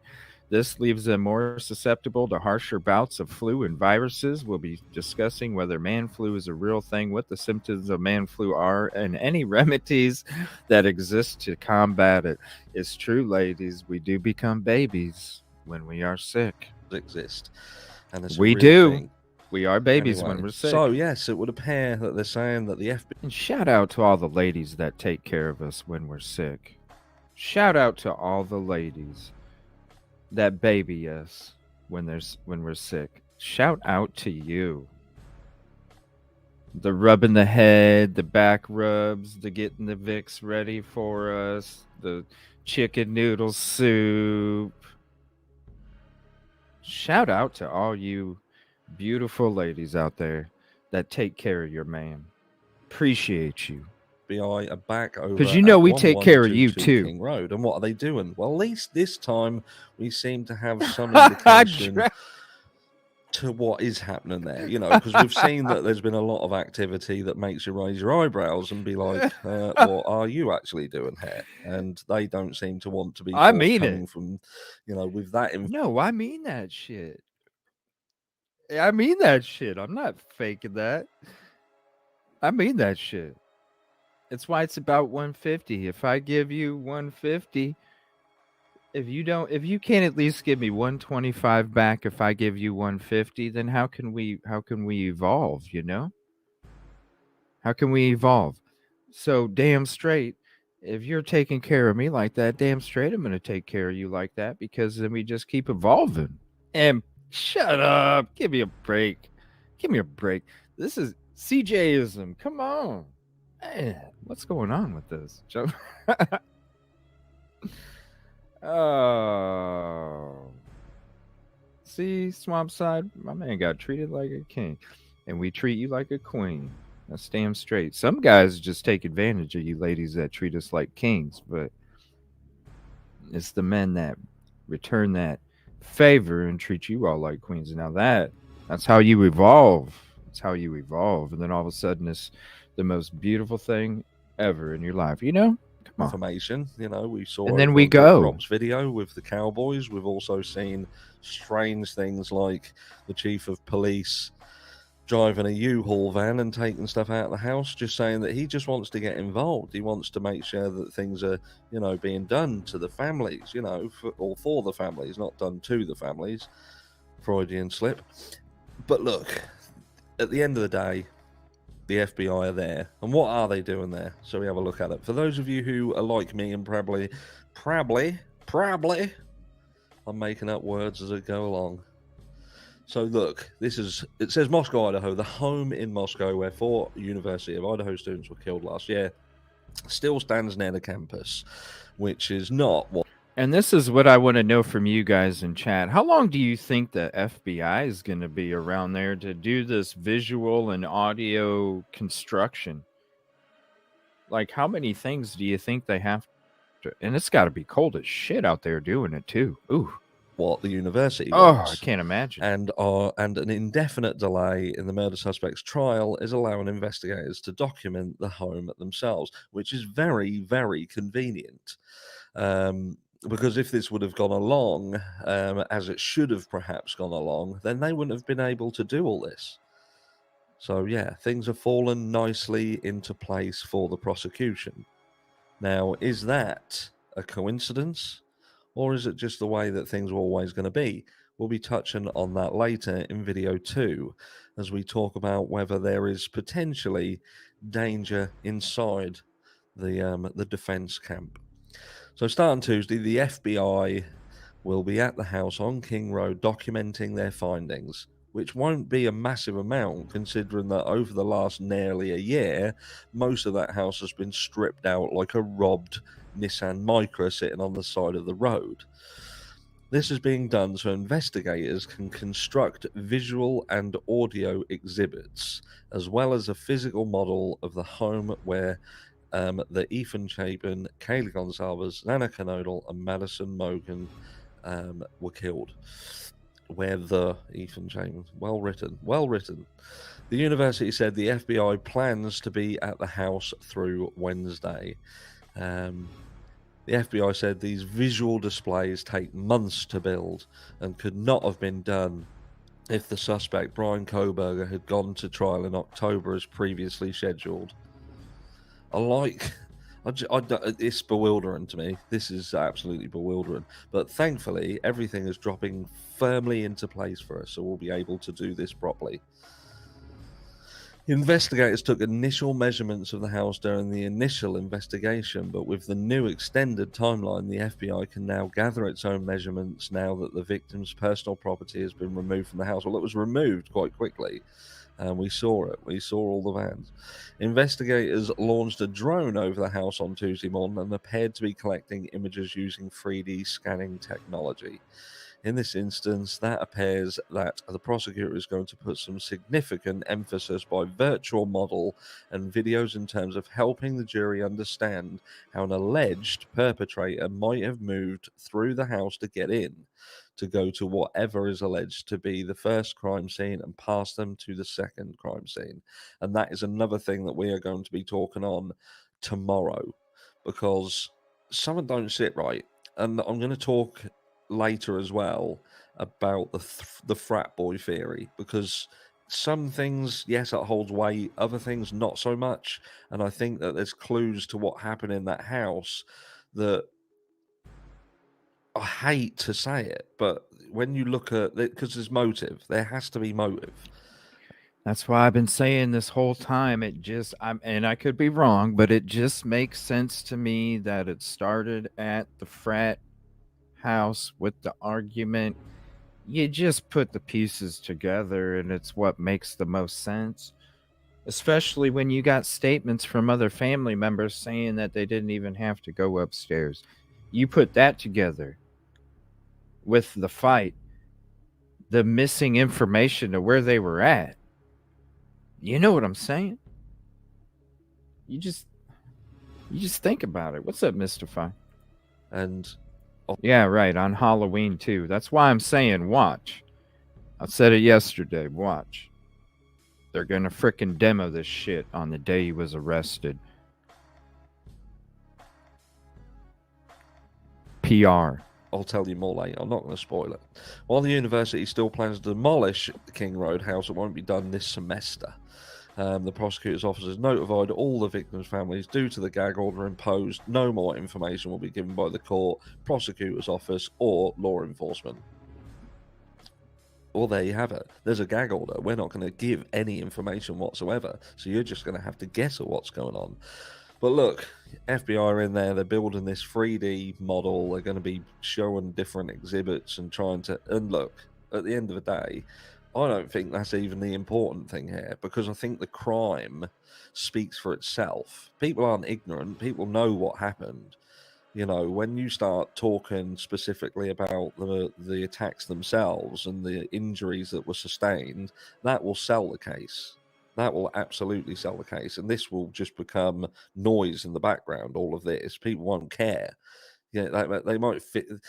People might think they do, but they don't. They don't. All they care about is what happened. What happened? Who did it? And show us the proof that he did it. And the moving around the house and all that isn't massive in this. It's going to be proven that the person is Brian Kohberger. Proven beyond a reasonable doubt that the guy who's standing in the dock being accused had been found by proper investigation and showing that work,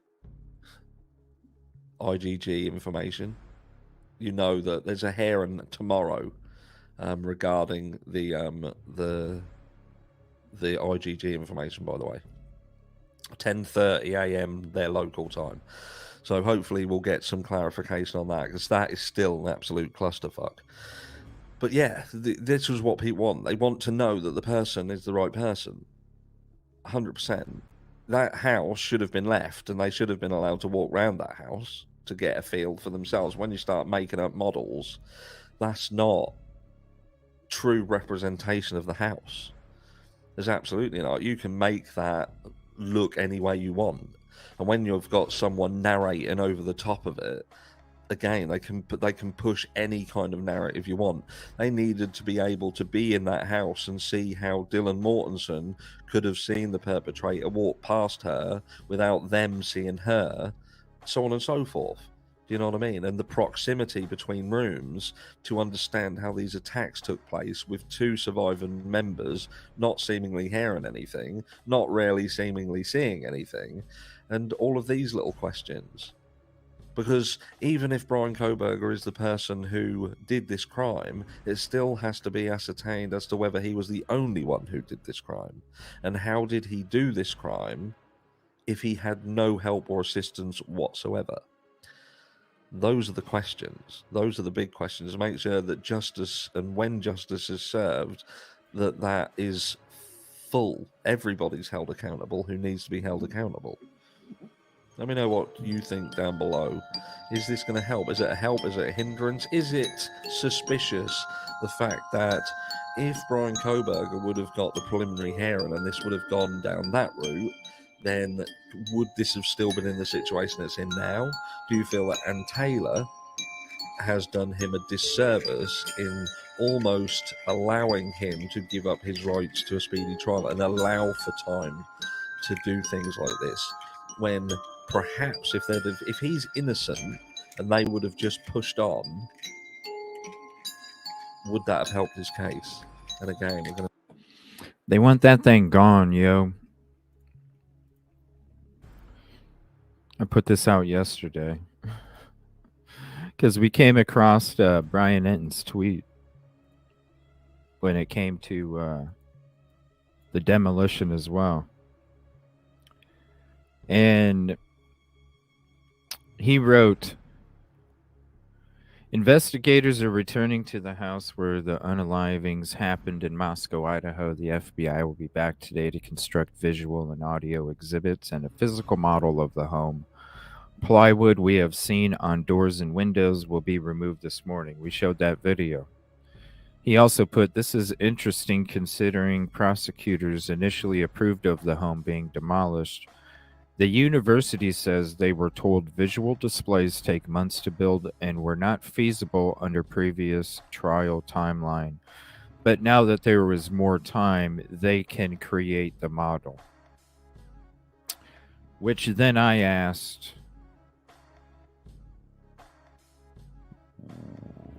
what was the previous timeline? What was the previous trial timeline that made it not feasible? What the fuck is this? And then there was two responses to it. The original trial was set to take place mid-October and would be coming to a close today, or pretty close to it if memory serves me correctly. So you're going to tell me that the trial, the original timeline, according to this person, you're going to tell me that the original timeline, according to this person, was 2 weeks? The trial was supposed to start. This is a response to my question. I didn't even get one from Brian Etton.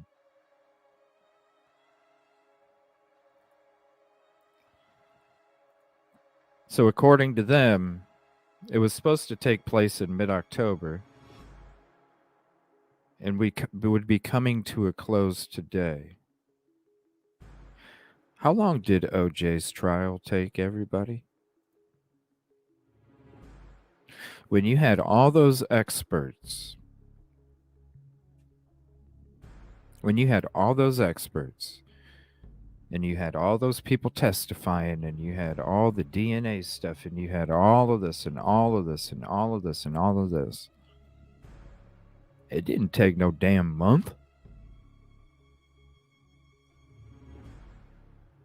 You arrested the man at the beginning of the year. All of this time.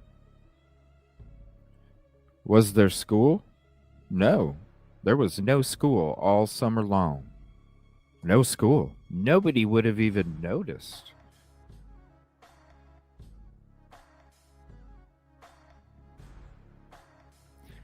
This is why I put that video out yesterday. When you look at it as a business decision. Because what's changed in 11 months, everybody?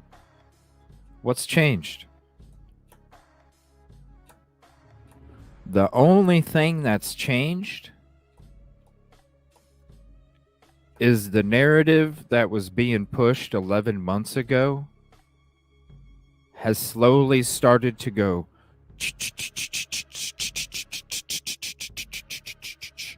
What's the biggest danger as a business? It's in my highlight video I put out yesterday. You mix the business decision with the stuff maybe they thought wasn't going to take place, that's been taking place. You mix it with that.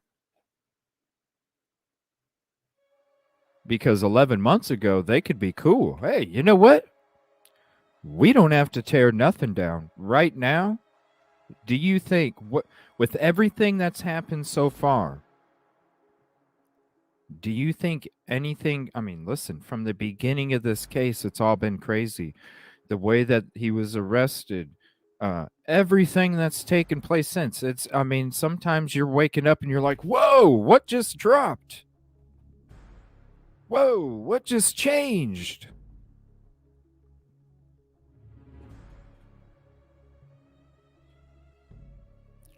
So when you're looking at the unpredictability of possibilities in the future,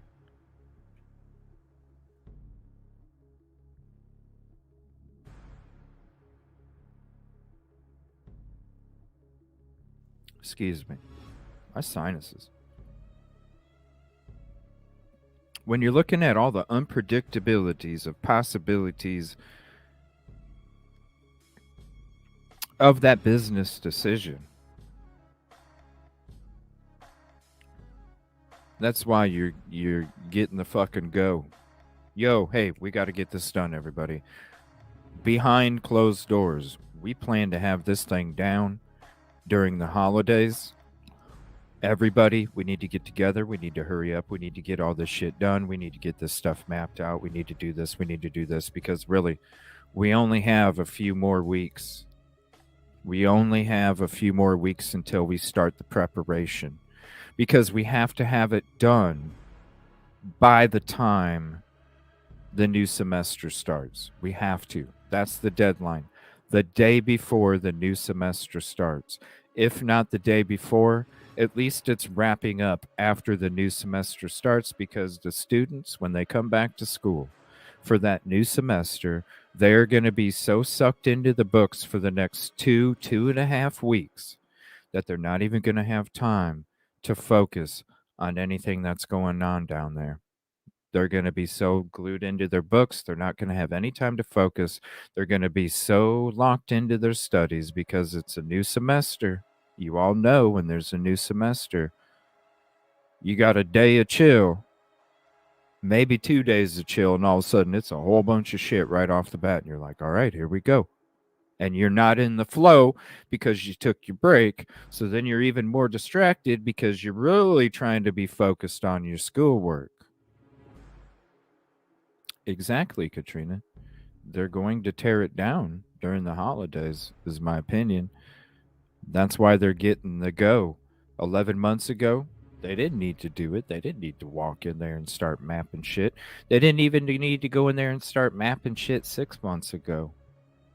But when you look at what's taken place in the last 6 months and all the narrative, all the questions, all the answers, and then you look at, because it's all about projection.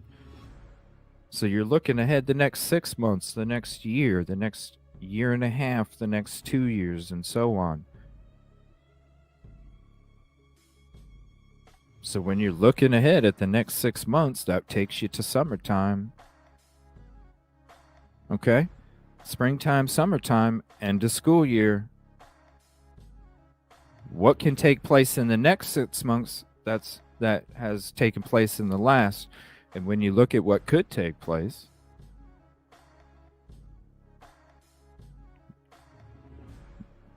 if you wait that 6 months, you might have to wait a hell of a lot longer than 6 months. And then at that time, it's out of your hands. Then you're going to look like a fucking ass. This other comment, it would have started already per the previous timeline. Well, what was the previous timeline? That's what I'm asking. Wasn't that the question? What was the previous trial timeline that made it not feasible? So I'm asking anybody out there, since these ones don't really answer my question. One says it would have started already per the previous. Okay, I was asking what the timeline was. And the other one, the original trial was set to take place mid-October. It would be coming to a close today, and that was Halloween. And that's, or pretty close to it if memory serves correctly. I didn't know that they had ever talked about this case only taking 2 weeks or 3. I didn't know. I would have never, again, if you're rolling the dice, I would have never rolled the dice on this trial being done in 3 weeks. And if you would have rolled the dice on that, I would love to watch and see what you end up with, because it's not good. This should already show you not to roll the dice.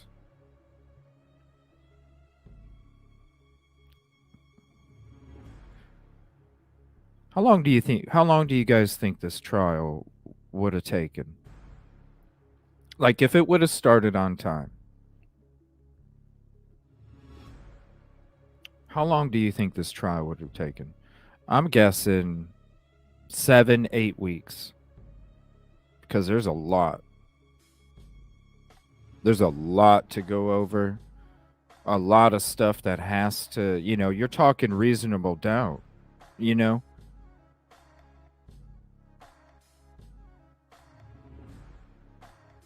6 to 8, a few years. No, not when do you think it's going to start? Because I don't think it's going to start for a few years myself. How long do you, according to this previous timeline, which I don't understand what the previous timeline has to do with doing what's going on. I don't understand that. But anyway, if we're talking about the timeline, how long do you think this case would have taken in a trial? I'm saying 7 to 8 because I think the jury would take 3 or 4 days to just come up to a decision. I think it's going to be that tight. 6, a month and a half, 6 to 7, 5, 8, 6 to 8.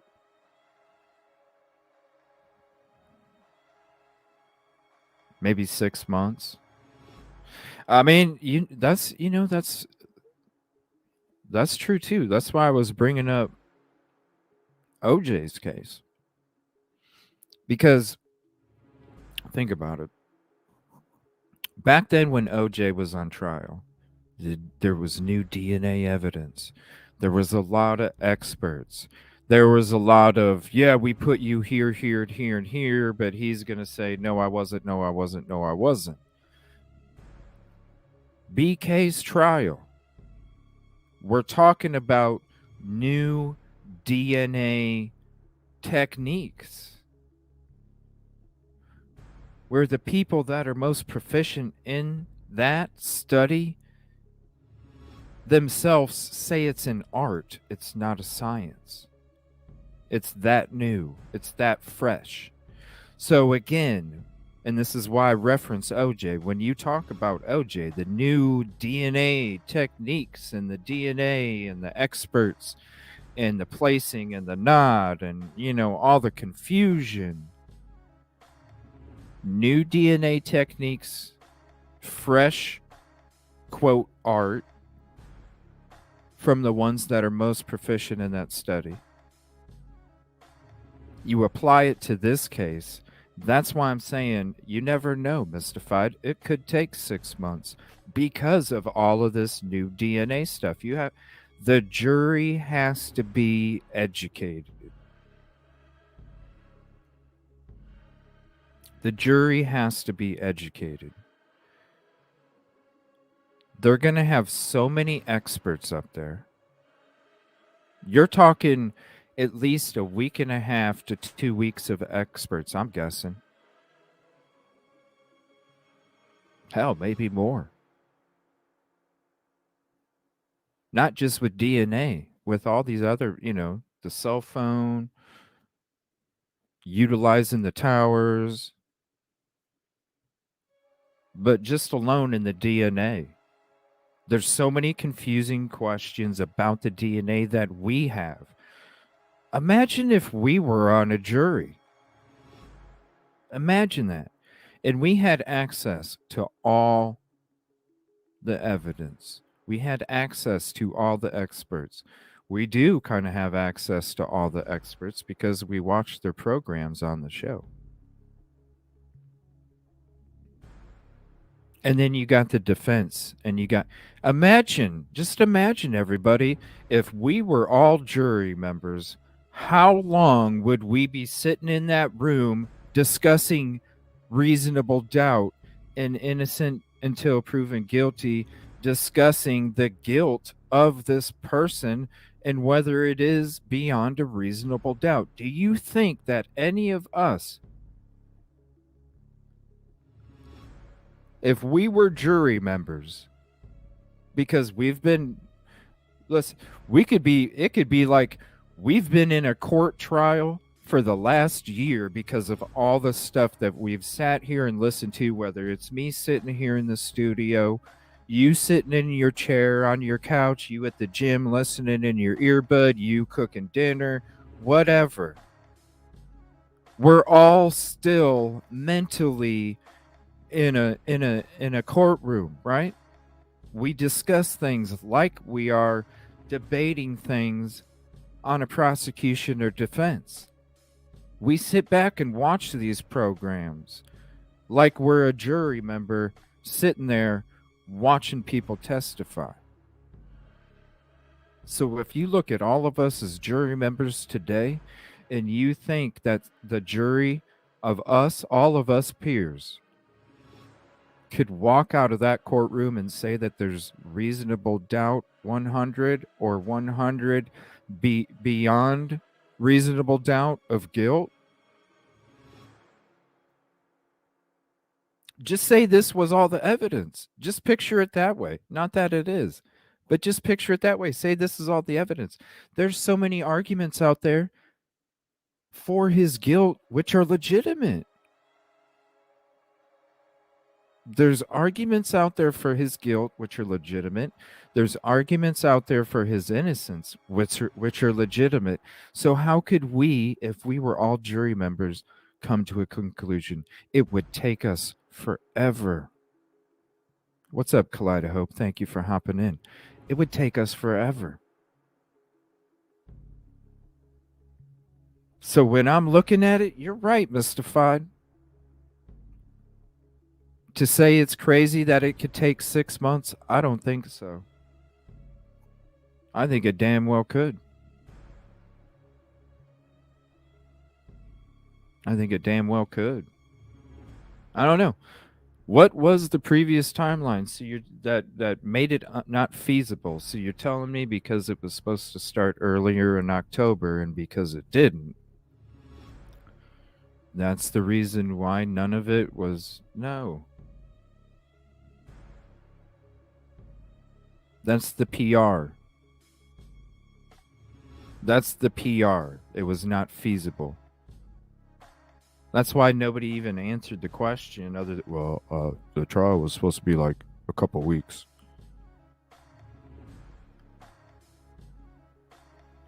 Yeah, especially to present this is new stuff. This is new stuff. I mean, we had these DNA. Thank you for the sub, Murky Piglet. Oh, you look familiar for some reason, Murky. That's why we're like, what the hell is going on? Why in the hell is this even happening? You're not going to tell me that it's not feasible because there's been plenty other things that were more feasible. Because if you're doing it during the school year, but you don't want to tear it down during the school year, isn't that kind of a contradiction in a way? Because you're still out there creating scenes and attractions and conversation and it's getting stirred up. So why wouldn't you just do it in the summer? That's what I don't understand. But maybe the school didn't want to. I don't know. Because really, it's up to the school, is it not? It's their property.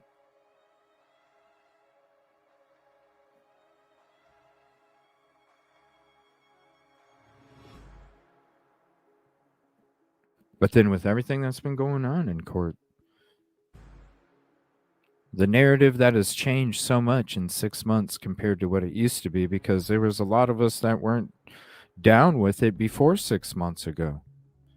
We were getting criticized and ridiculed and all sorts of stuff, being named all sorts of things. And then as time goes on, people start to go, you know what? This shit ain't so damn crazy. Maybe what they were saying a long ass time ago is actually fucking real. It's all good. It's all good.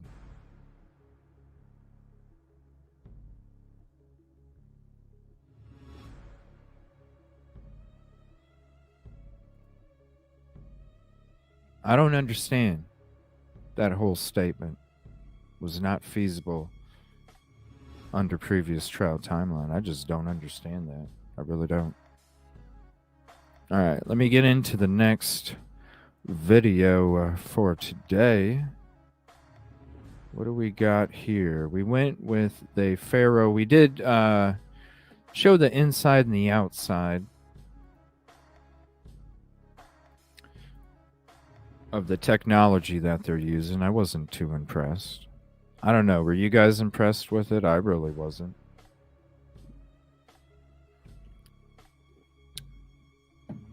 I really wasn't. All right. I wanted to go to this Chaos Sector video. It's been quite a while since we checked out a video from Chaos Sector. I enjoy their videos a lot. Very artistic videos from Chaos Sector. And it caught my attention because it's got Vinny on it, on the thumbnail. And I'm like, oh no, it's got Vinny. He's holding a K-bar in a sheath. What's this going to be about? So shout out Chaos Sector. I'm going to check that out with you guys here. see what's going on with Vinny, you know? See what's going on with Vinny. Seemed like another show on their part to string us. Oh, what's up, Allie? Thank you for hopping in. Oregon Trail? I know. Oh, yeah. I wrote that down on my notes. I just woke up too late. I was so cold last night. You know, I had like my hoodie over me and everything, and I slept through my alarms.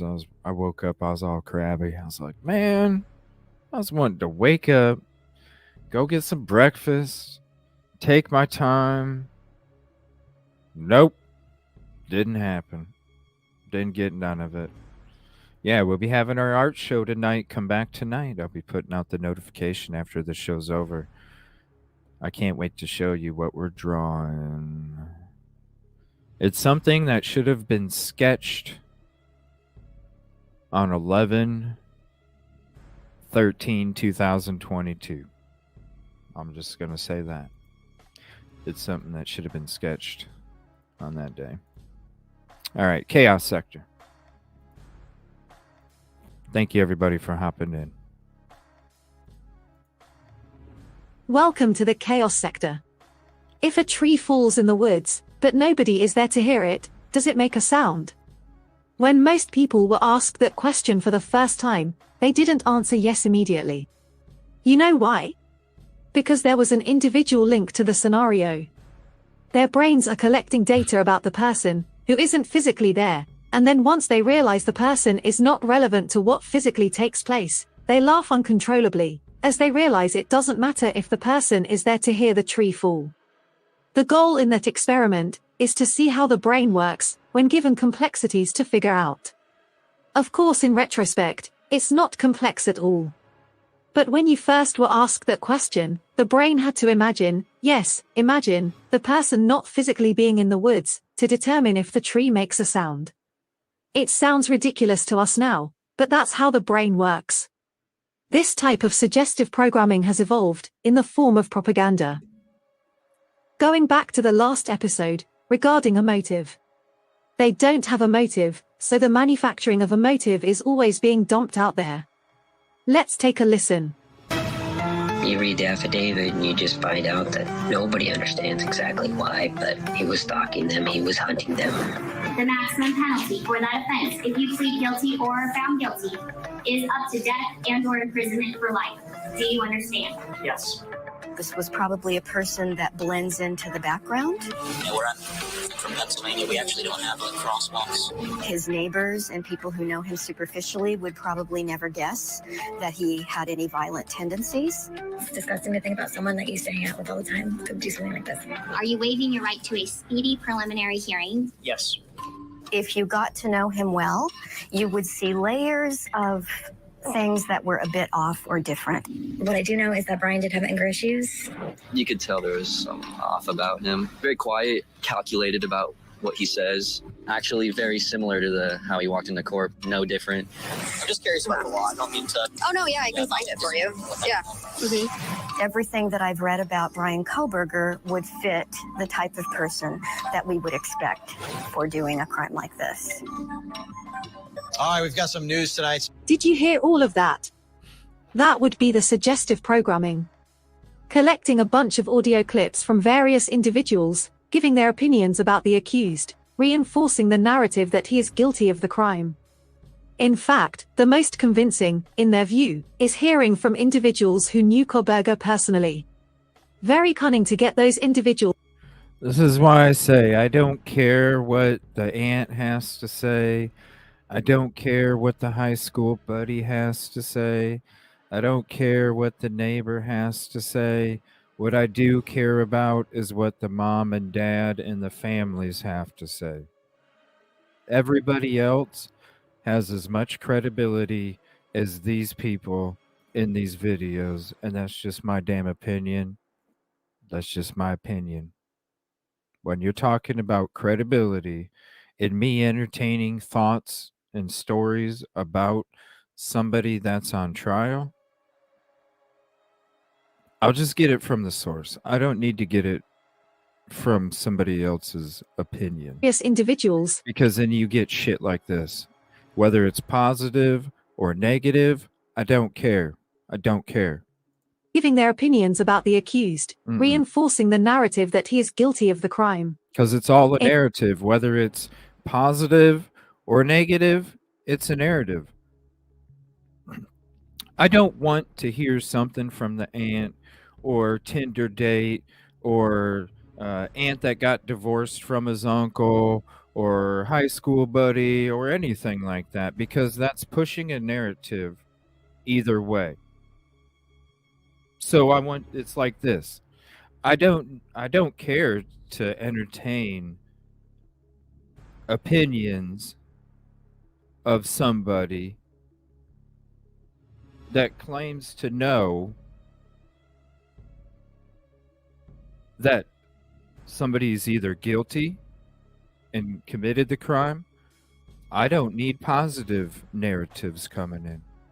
That's only positive. I don't need them. I don't need narratives coming in that are all negative on somebody that might not be guilty. It's either or. It's both sides. So that's why when I tell you I don't care about entertaining opinions and stories of the person that's on trial coming from whether it's these shows on Court TV, Tinder Date, or any of these other individuals I'm talking about. There's no time for it. There's time for facts.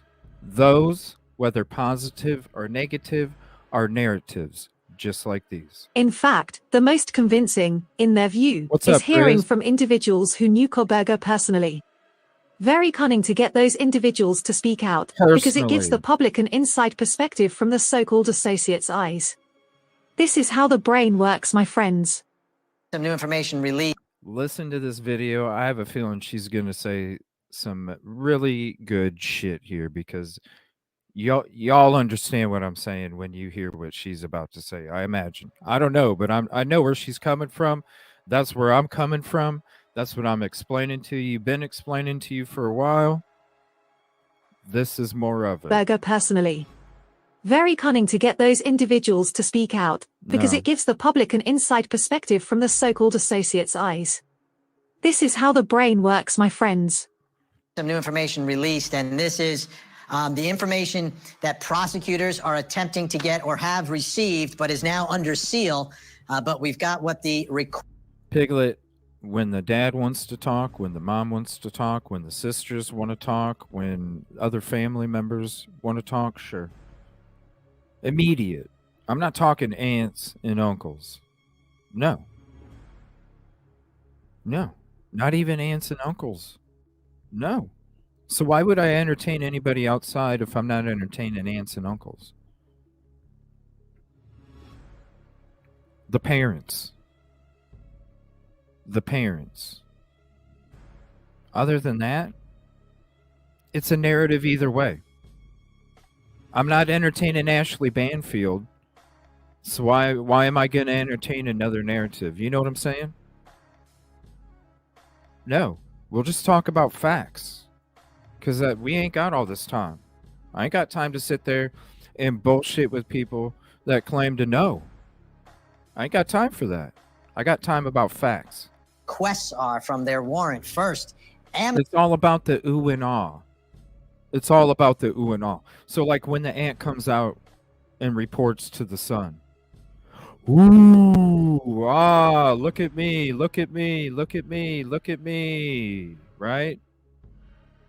Just like she did back in December, January, when dude was arrested. In January. In January when she came out.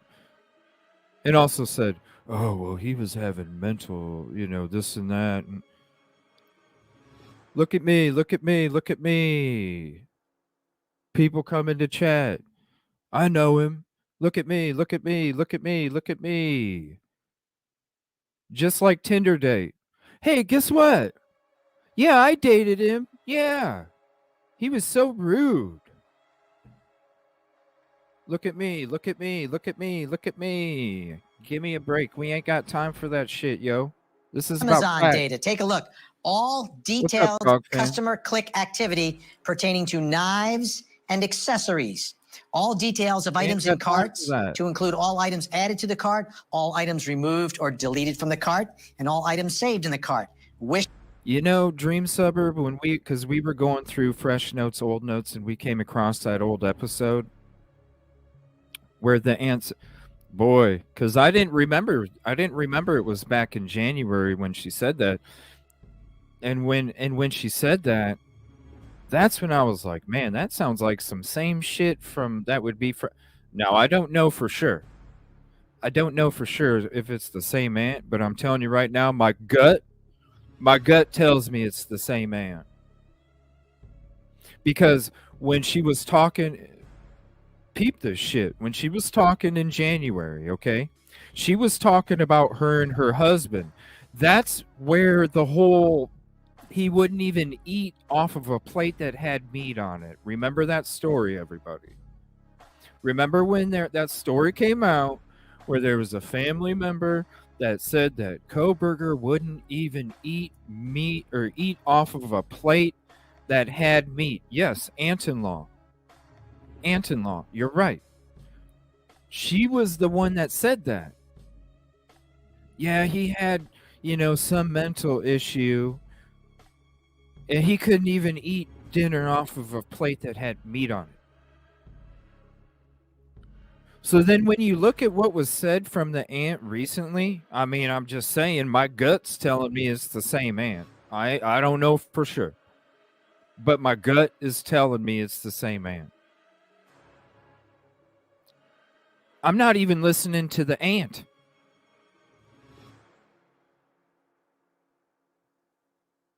Why would I listen to anybody else?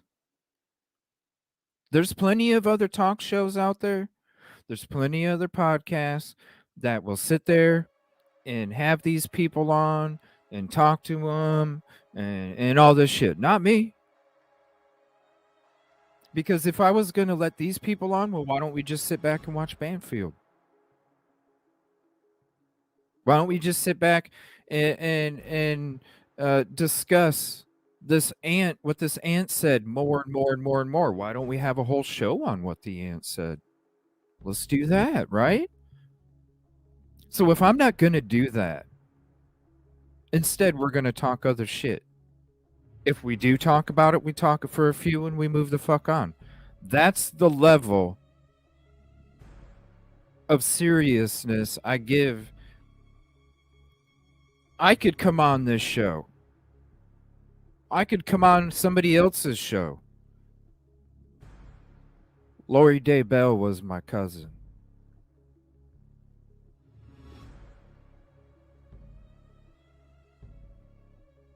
There's been other people on this show that have claimed to be somebody else.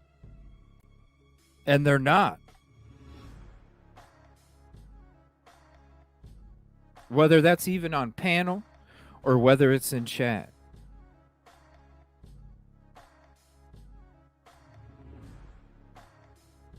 I'm not doing Listed it. or shopping baskets. They want to know what the accused killer was shopping for on Amazon. They want to know what the accused killer was shopping for on Amazon. Or ego. What is Ego this? too. A consumer report? Ego. They You need don't to know feed this your by ego. now.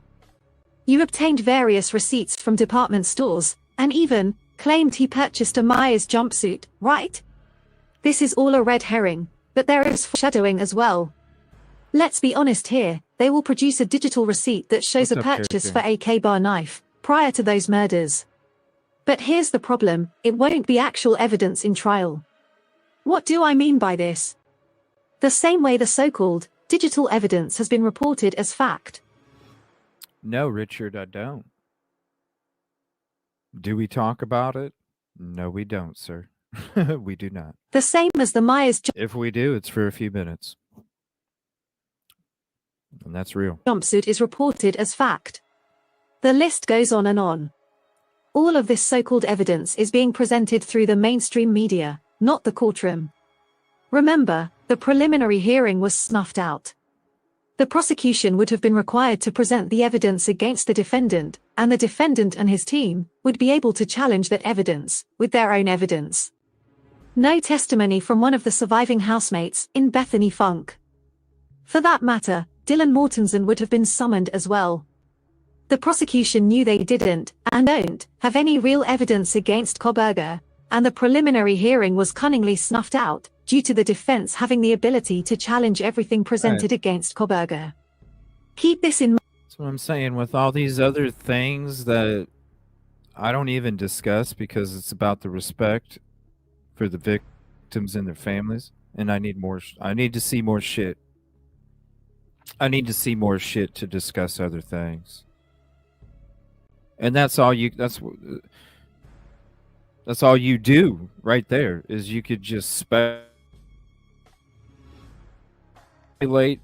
and waste time talking about all these other things, and then you're throwing yourself out there discussing shit that is not. It's not cool to the families of the victims to be discussing certain shit unless you got more shit. I could easily be talking about all the crazy ass shit that's involved with this case, you know, for them views and clicks, but I'm not.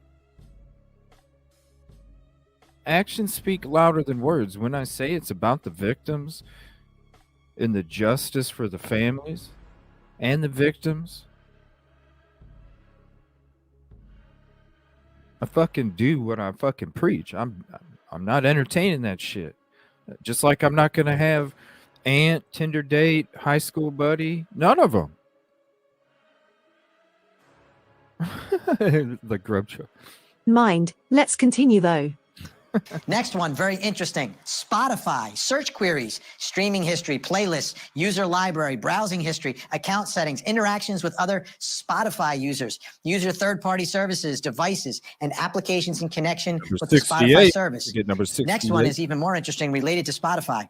User device sensor data to include motion-generated or orientation-generated device sensor data. Had no idea that Spotify did this, which the user device collects about the way the user moves or holds their device.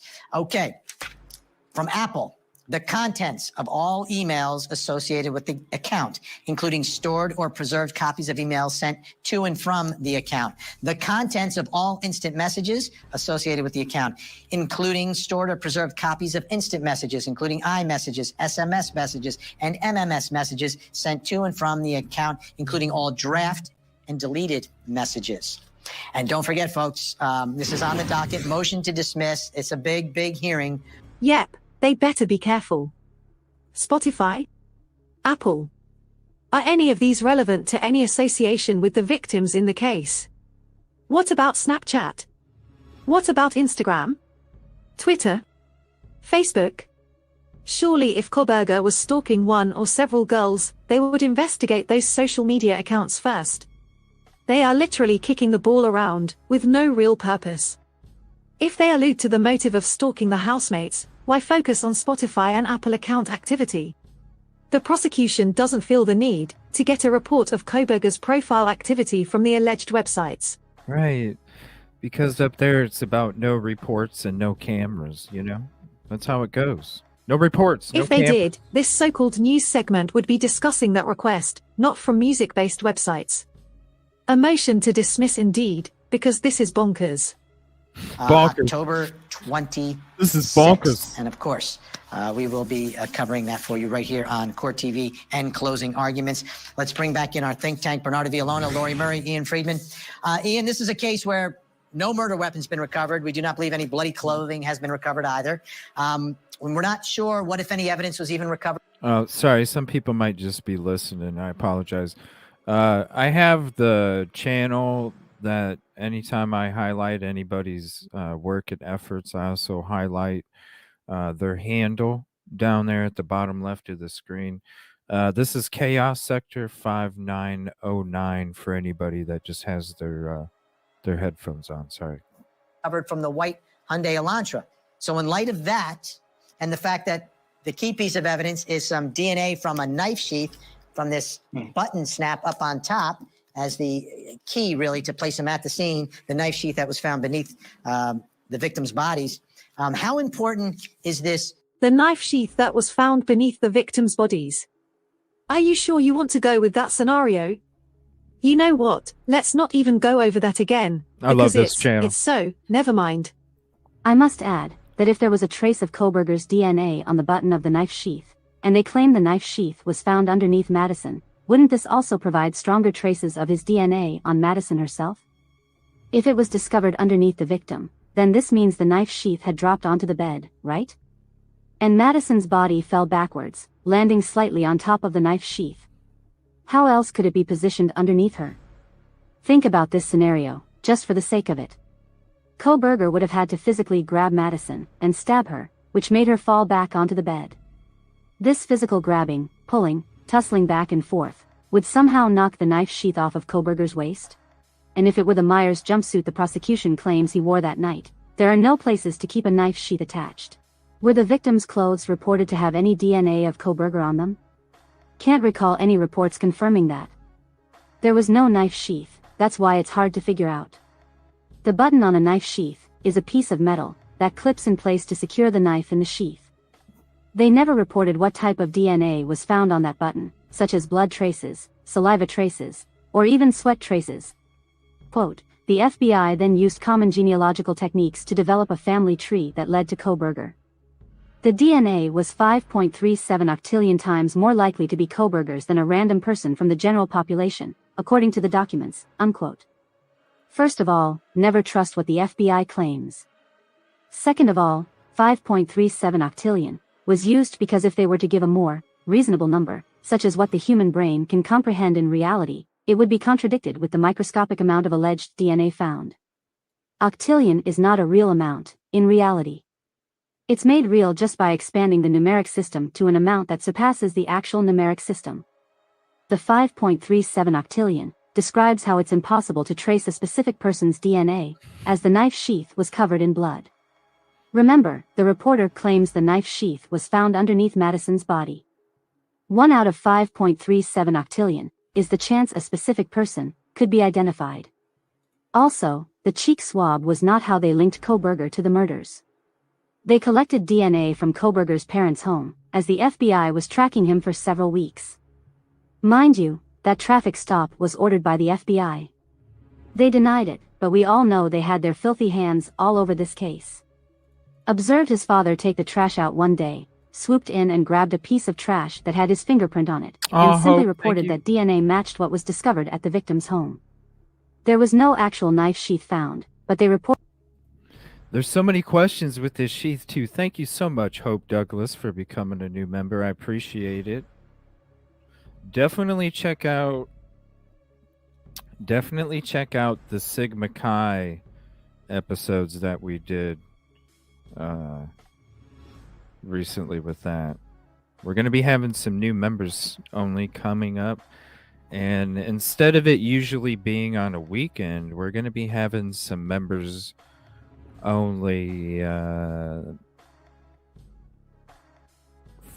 Friday, Saturday, Sunday, Monday,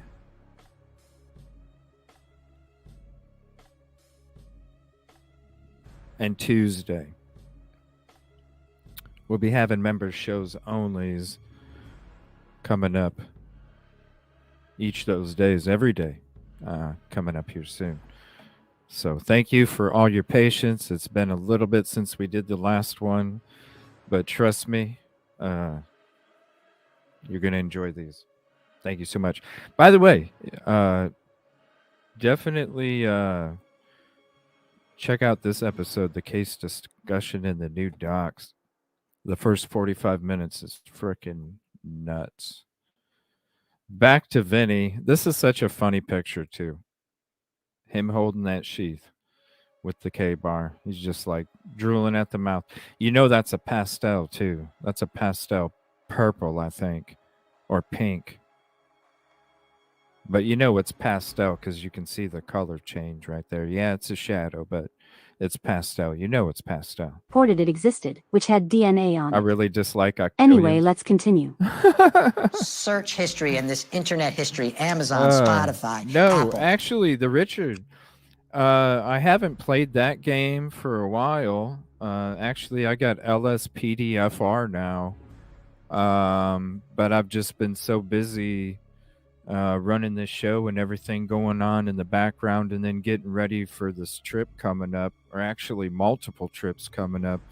I'm going to be going to different locations here for the next month and a half. We'll be going to a couple of them, and so I'm getting ready for that.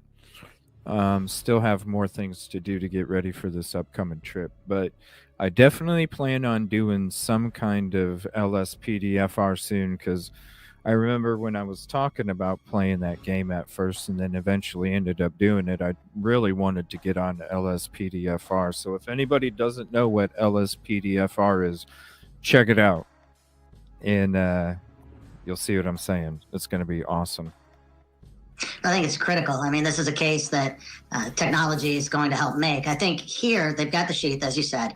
If there's a knife that was ordered by Amazon that fits that sheath, game over. Because that one, as defense counsel, that's going to be really tough to get around. Now you add to it all of the movements that put him in that place, search terms that are... You know what, Richard? As long as you do the right thing, you never got to worry, man. As long as you do the right thing. Talking about it, order histories and so forth, it's going to be a problem if all that adds up. But if that knife was ordered on Amazon, or if they're able to prove it anyway, that he had the knife that fit that sheath, and this, getting around the sheath by itself with his DNA there is tough enough. But they put that knife on order to him. Lori Murray, you can learn a lot about defendants these days, right? From the digital footprint, from what we're doing, what we're saying. In this case, they need as much as possible, right? This defense, it's going to be a death penalty case. The defense is fighting every issue as hard as they can. They're incredibly competent, the defense in this case. What are your thoughts about this information, this data from Amazon, Spotify, Apple? That's sped up Vinny.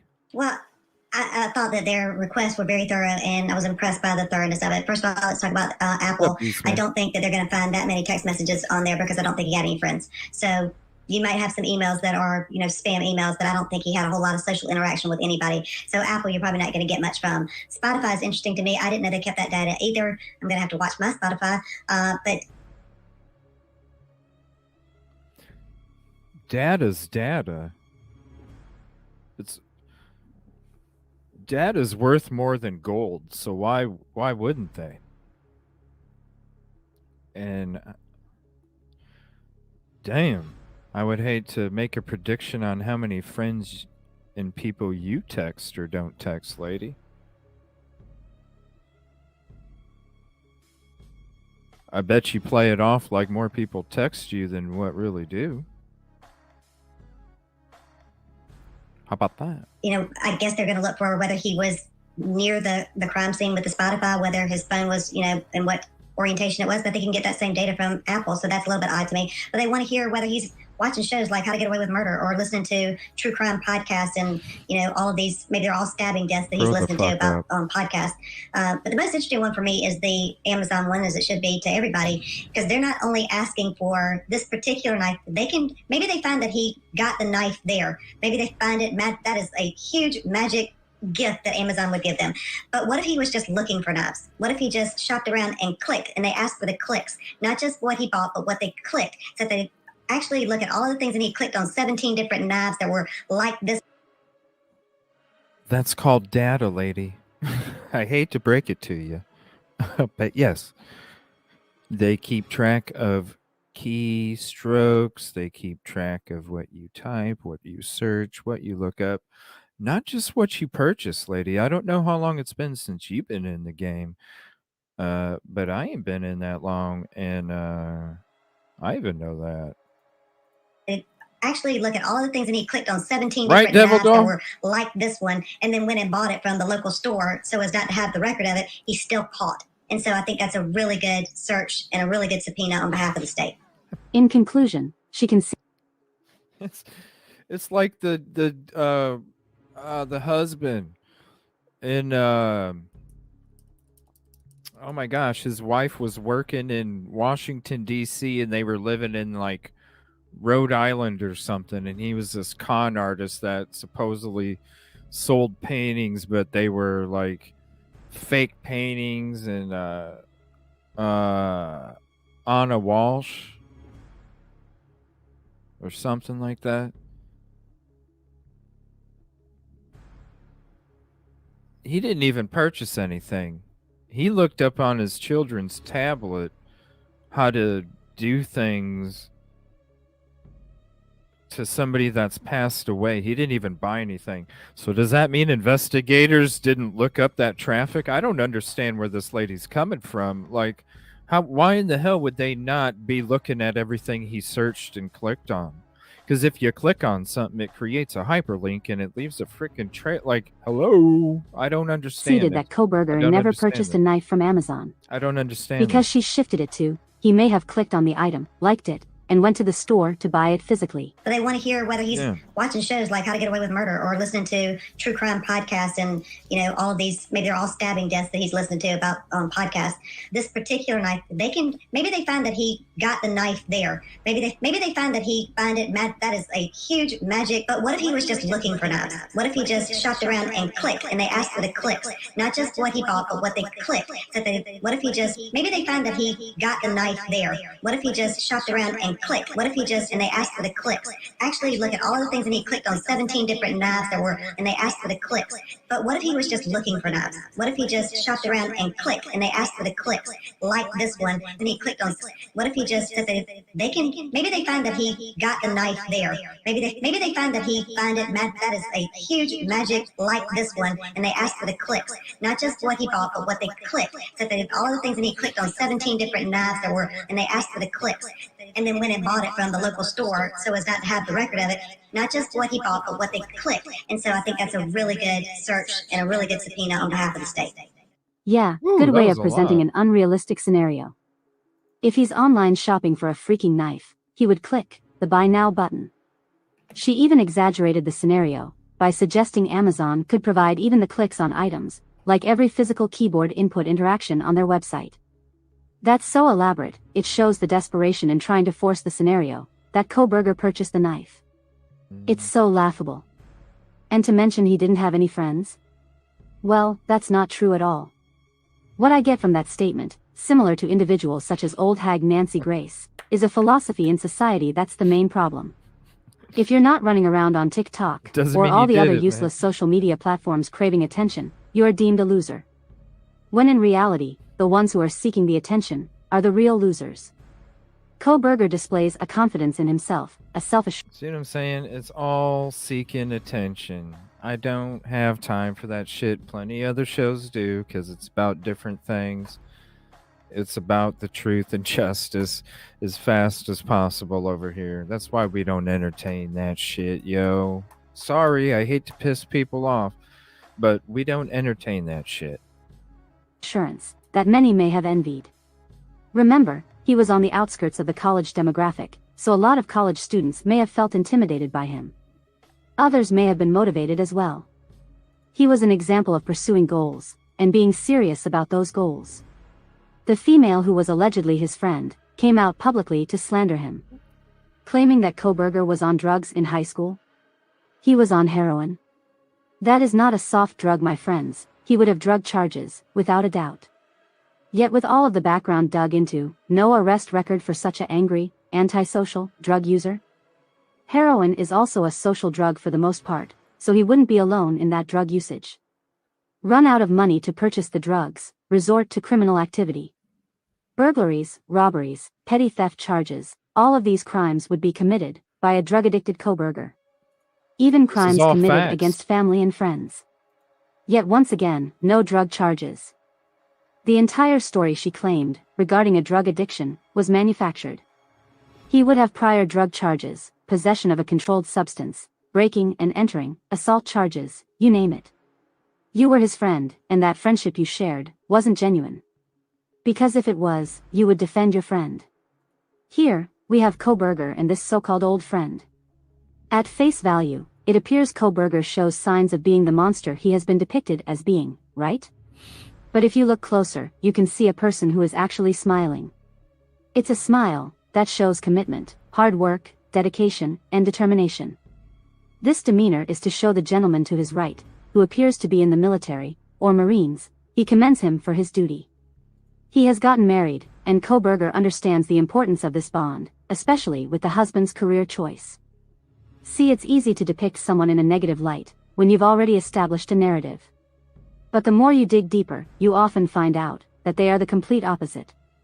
How many people have come out, who knew him, and defended him? How many friends have been interviewed, and claimed, Koberger would never do such a thing, he was a kind person? We have not heard from a true friend, they are not allowed to speak publicly. And to be honest, he may have not had a large social circle, because a lot of druggies infested both towns. I wouldn't have a lot of friends neither, to be honest. Can't risk throwing all of your goals and accomplishments down the drain, hanging out with the wrong circle of peers. Former classmates claimed that Koberger appeared cheerful, and even chatty, after the murders occurred. What a good video. Now in this setting, they are basically suggesting Koberger enjoyed murdering those college students. Won't directly say it, but allude to it. Now all of a sudden, they are so observant of Koberger in class. He wouldn't be chatty and cheering. Simply put, they all are a part of the conspiracy. It doesn't matter if it's just a brief statement made, it contributes to the narrative pushed. Examining this guy's body language, he's talking with his hands a lot. And that usually indicates either a point is being expressed passionately, or a lie is being expressed deceptively. Both are used to convince someone of what is being expressed. Another classmate claimed he made homophobic remarks. Examining this female's demeanor, she perhaps started the entire exchange. Then when it got hot in the kitchen, she runs off and claims Koberger made homophobic remarks. A classic social-political debate in class, outsmarted by Koberger, then resorts to insults as a defense mechanism. I think it's safe to say that classmates, I mean, this is another classmate right here. You have friend, classmate, high school acquaintance, aunt-in-law. It's all the frickin' same. Quit entertaining the bullshit, people. Koberger was someone you either liked or hated. It's just... And if we factor in the prying eyes dynamic, he definitely wasn't like for knowing about drugs. I get the ooh, ah, ooh, ah. We did the same thing with Dot. I didn't. People on my panel did, because you saw people on my panel even like furthering the narrative of what Dot was saying that claim they weren't, but I wasn't. I'm like, no. I'm sorry. I don't get fooled by the ooh and the ah. That's why sometimes... Oh, CJ. No, it's not. Oh, CJ. No, it's CJ don't have time for bullshit. Drug trafficking. Period. Her vibe gives off drug user. Sorry if that seems unfair. No time. But it's typical in a college setting. Spoiled college students who feel they can do whatever they want without being held accountable. Not doing it. The smirk she has on her face tells the entire story. That's a quote, "Who cares if he gets fired? I couldn't stand him anyway," smirk.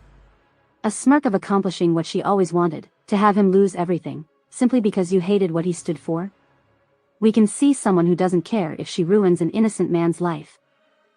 In fact, and you can see people that don't care, that want to sit. Look, it's even people coming in here promoting innocence like a motherfucker.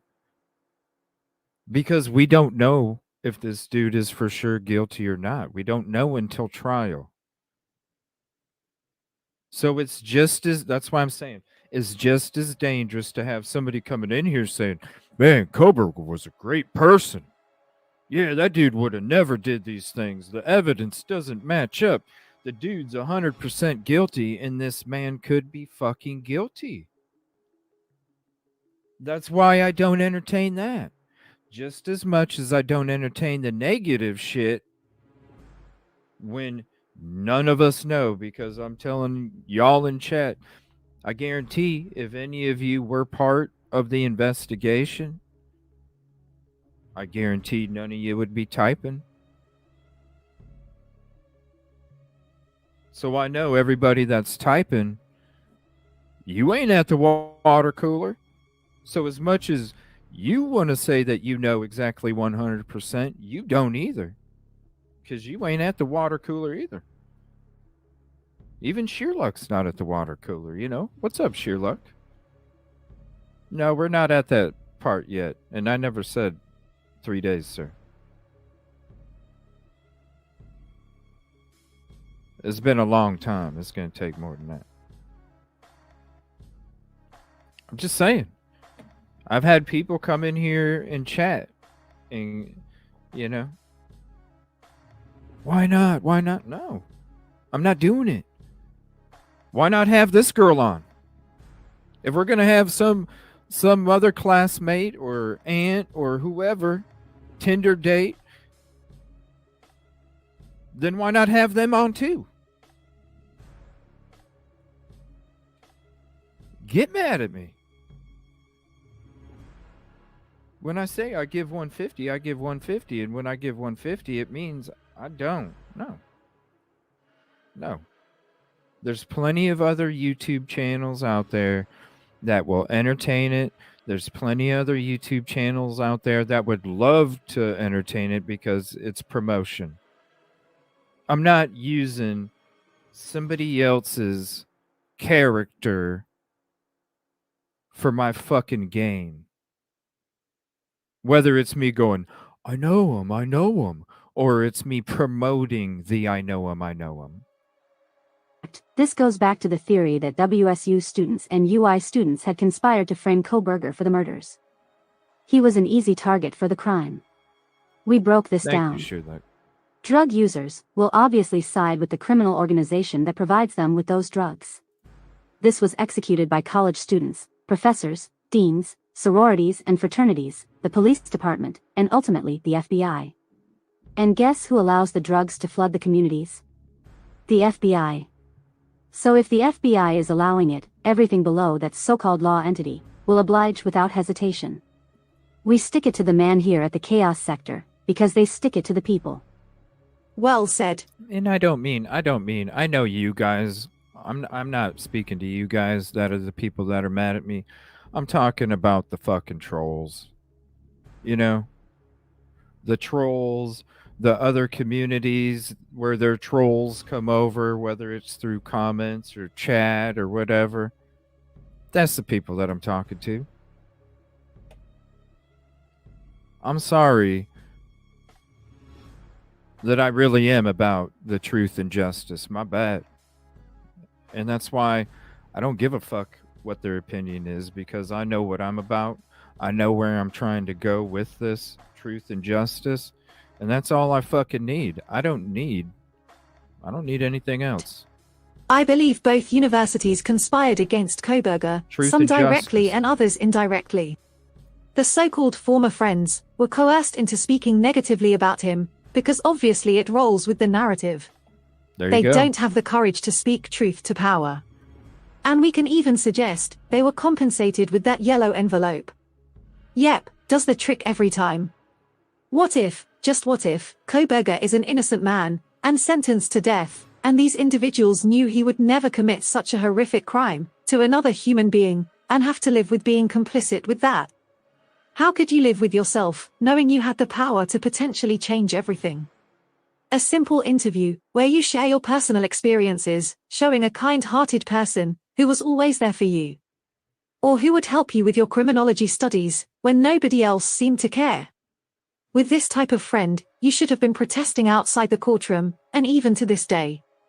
If it seems we are supporting Brian Koberger, frankly, we are, to be honest. Our investigation has proven time and time again that Koberger has been framed. For those who are asking questions, you might want to go back to the previous series and understand why we have come to this conclusion. A friend in need is a friend indeed, as they say. Richard, you've always been able to chat, buddy. You might have came in one time a long ass time ago. And because I know sometimes accidents happen, you know, we're all human. Sometimes a mod might even accidentally bump something on accident. It might have been just one of those situations. I usually go through my list every couple of days just to see if there is any kind of accidents or anything like that. So, no, you're good, man. And yeah, if you want to join in on the art show, we'll be having an art show tonight. Come on and hang out. We'll be doing the profile sketch that should have been done a year ago. That's going to be the first picture of the art shows. We'll also be doing some paintings and stuff too. And also, you know, when I do the paintings and stuff, in some of the shows, I am going to invite people up on panel for them to be able to do the paintings as well. So you'll not only be able to see myself, but you'll be able to see others doing the artwork that we'll be doing for the evening. So it's going to be really cool. We'll have the picture of what we're doing for the artwork. Then you'll have the cameras of the artwork being done. So that way you can join along too, if you'd like to, and do it as well. And then some shows, they're going to have other people on panel doing the same thing. It's going to be cool. I'm excited to start the art shows. The first one will be coming tonight. I can't wait. Let me see here. Madalena Kojikari. Yeah, we covered that case. When was that? My gosh, it has been a long time because, yeah, after the parents were arrested, shortly after that, there was a little bit of information. And then after that, we just never heard anything more about that case. So there was some stuff. See, when I tell you, I have literally enough prep ready to have like shows on like 17 other different cases.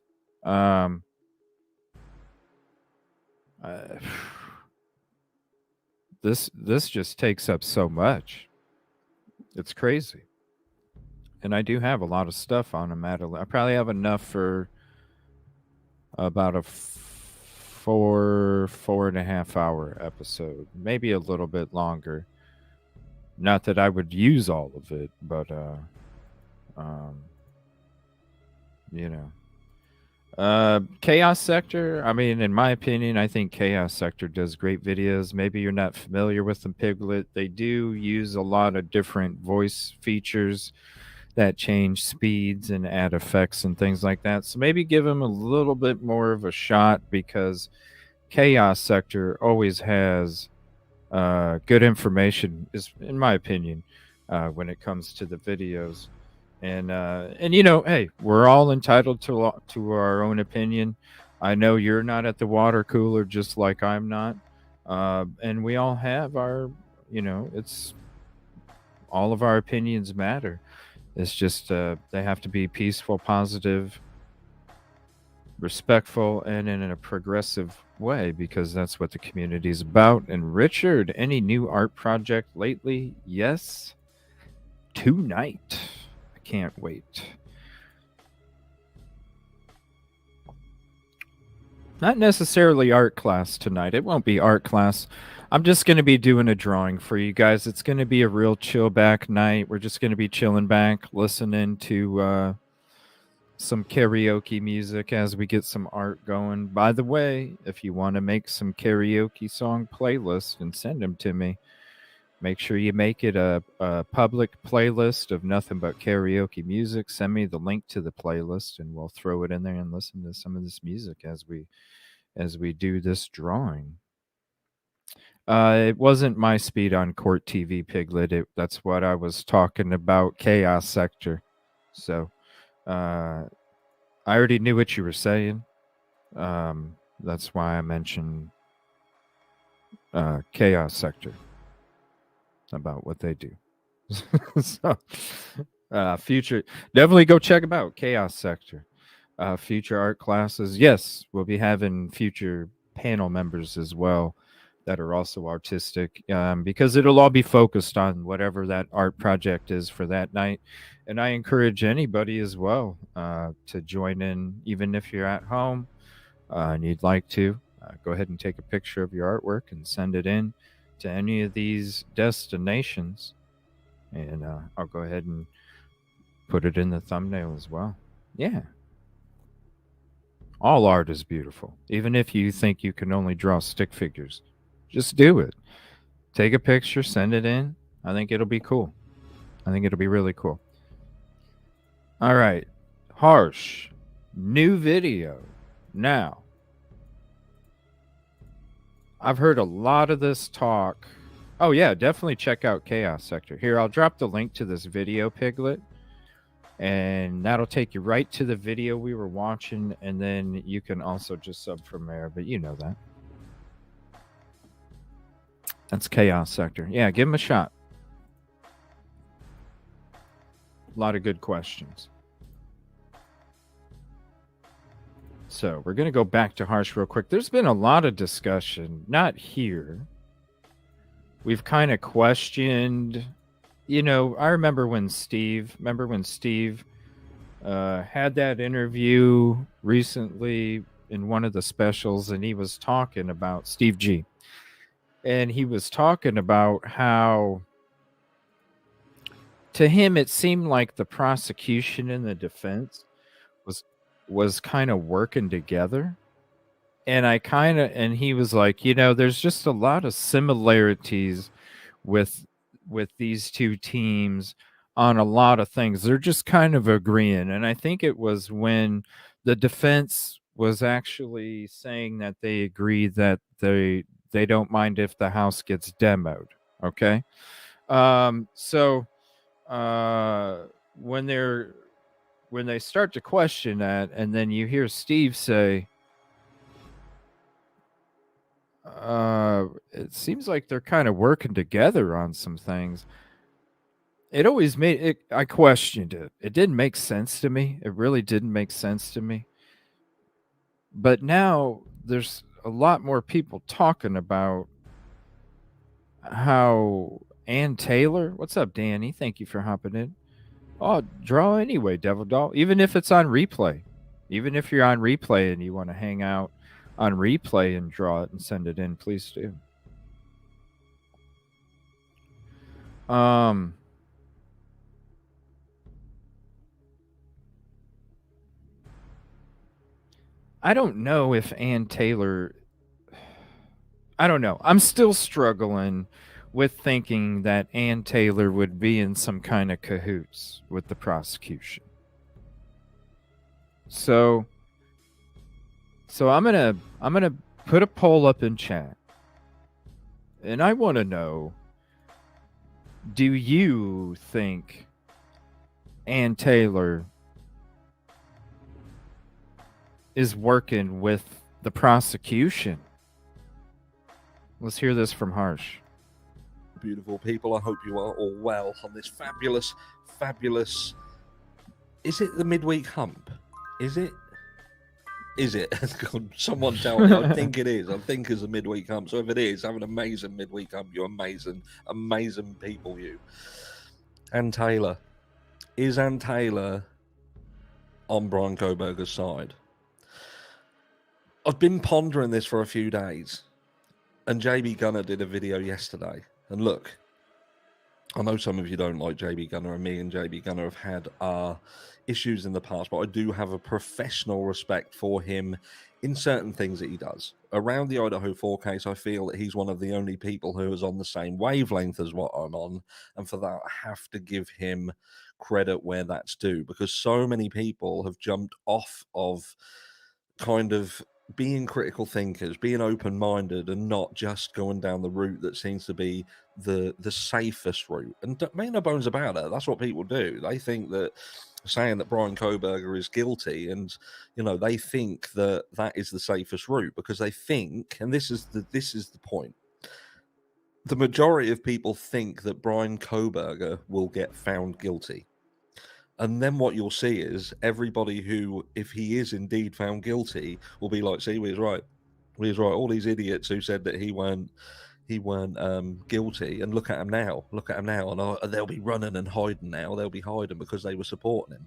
No, it weren't about supporting. It was never about supporting Brian Koberger. Let me just shut that off. Never about supporting. Well, D. Smith, I mean, I totally agree with you, right? But look at it like this, D. Smith.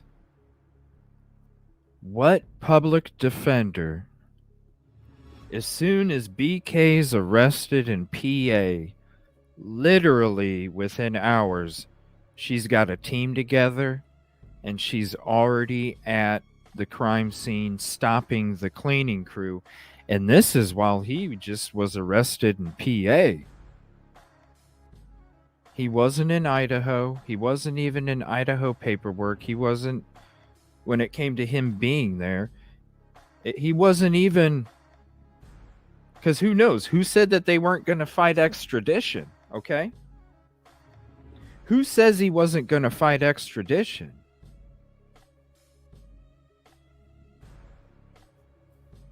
Then it's up to a PA attorney, which he already had, the public defender.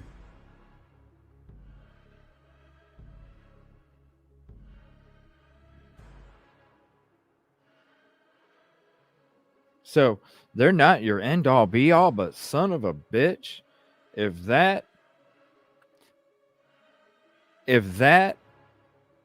doesn't tell me, you know what? I would want that public defense. I'm not even freaking Idaho. I'm not even on a plane back to Idaho. And this lady already has a team of people set up, stopping a cleaning crew to go investigate the crime scene. Damn. I would want that public defender. It may not be all end all, but damn, D. Smith, if she came out for you like that, oh my gosh, it'd be like, damn, you know, and I think anybody.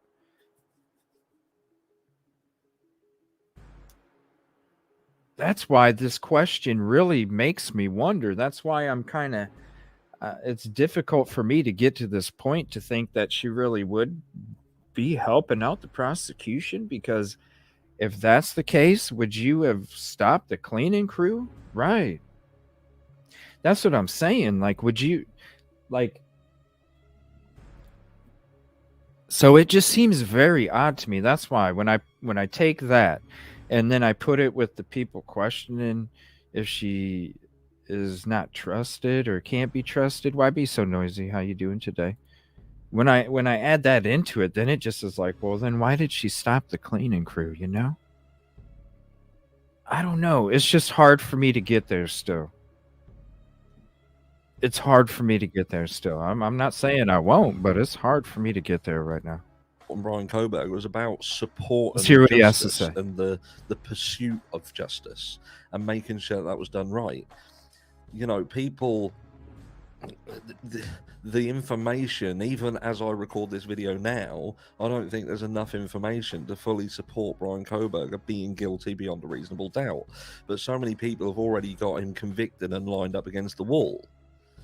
And that's the point. That's the point. At the point with which is right and correct and proper, to then be like, do you know what? He did it. He did it. If you're one of these people who are absolutely convinced beyond a reasonable doubt that he did it at this stage, then I feel that you've perhaps not taken everything into consideration, or you're believing some of the stories that have not been proven to be factual. And that's all my point is. But people go the safe route, because they don't want to look perhaps or feel like they might look stupid later on down the line.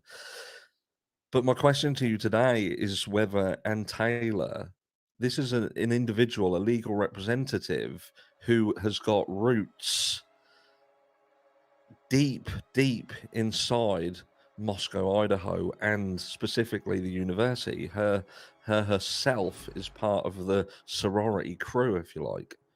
We've got a judge who also has those same roots entwined. So I ask you to consider whether Ann Taylor, even though we can look at her legal prowess and feel that she is a powerful and dangerous person in the right hands, could she potentially be a dangerous person if she is indeed someone who's looking and whose actual motive in all this may be to get what she believes really deep in her heart is the right justice, but is the cleverness of what she does to make it look like she's working for her client, Brian Kohberger, who really is Ann Taylor's client. The biggest telltale sign here for me that she could potentially not have his best interests at heart is the fact that we are now in the situation that we are. I did in video 1, because this is video 2, and we've got balloons. I see them out the corner of my eye. Thank you. Thumbs up for that. And look, so Brian Kohberger, he should have had a preliminary hearing. That's my opinion. If he'd have had a preliminary hearing at that stage, was there enough evidence for him to be in the position that he was in? Furthermore, we now see that since all this has been going on and this constant asking for, discovery, give us discovery, give us discovery, give us discovery, makes Ann Taylor look like she's on the ball and request. But I wonder whether that was simply to make her look like she was being ferocious. She was being on the ball and give us.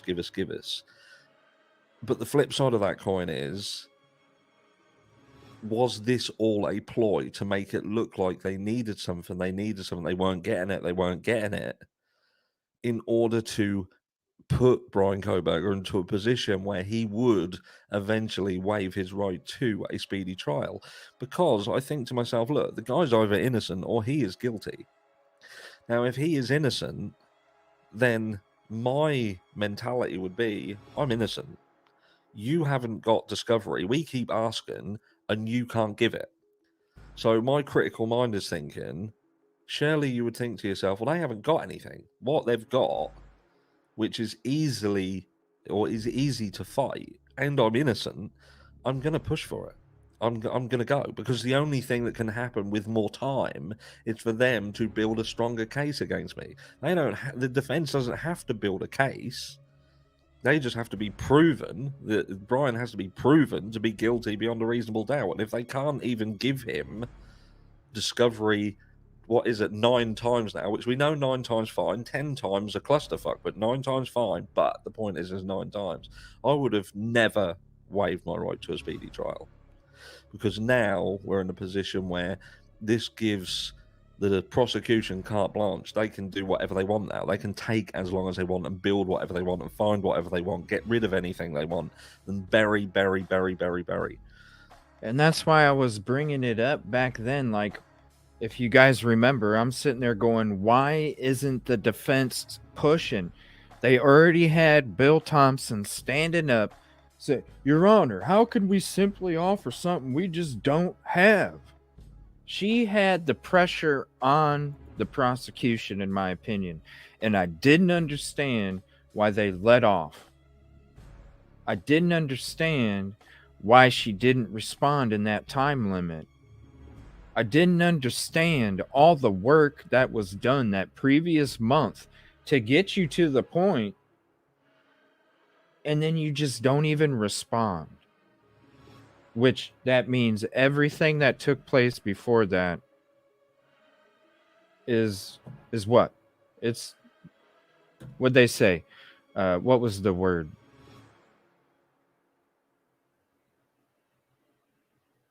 Basically irrelevant. It's null. It's void. And it makes no damn sense. It makes no sense. Other people, no, I just didn't. I mean, I know you were pushing close. You were 2.5 weeks away. I know. I didn't understand why you just let, and maybe that's one of the things that Steve was talking about. Maybe that's one of the things. I don't know. I'm still trying to understand that statement from Steve. That's one statement I'm still trying to understand. What are they besides the demo? What are the other things that he's talking So about? I ask you to consider, is Ann Taylor the right person to stand beside Brian Koberger? Or do the roots that she... Well, if he had said something before when they interviewed him before, then why was he even allowed to leave the state? That's my biggest question. If you mentioned something that made somebody their ears perk up, then why were you allowed to leave the state? Why did they not have eyes on you already then? That's where that doesn't make sense to me. He has inside the University of Idaho and around this area. Moot. There's the word. She has a conflict of interest. There's the VIP, Kelly. Moot. That's the word they use. Thank you, Kelly. Appreciate that. And is that conflict of interest being very strategically hidden by her giving a, how can I say, making it appear that she is doing everything that you would expect her to do? Is Ann Taylor a lot cleverer than we've given her credit for? Because has she hidden behind all of these requests? And that's interesting too, Sarah, now that the stuff that's come out about Delphi, you know? Why be so nosy? It's gonna be boring. Just a heads up. It's gonna drag. It's gonna drag. But you should. It's we had to. Oh gosh, that last court hearing. That thing drug. Requests and comments and statements. It drug on. When her real motive is indeed to get Brian Koberger sent down the river for a crime that happened in somewhere that she grew up with. Think about it. Let me know down below. And Taylor, pro Koberger, anti Koberger. Does Brian Koberger need to start thinking about a change of venue or a change of representation or both? I do appreciate that in terms of a change of venue, we have seen the Jay Lodgson stuff. Now, if it is correct that 6 members of the grand jury felt that there was not enough evidence to indict, now I will say this, I'm still confused and still reeling a little bit from, I believe that if their standard of, of the grand jury was indeed only probable cause, then I still have to wonder why there were 6 people who felt that there was not enough evidence for probable cause, because that's a given. The knife sheath alone would have given probable cause.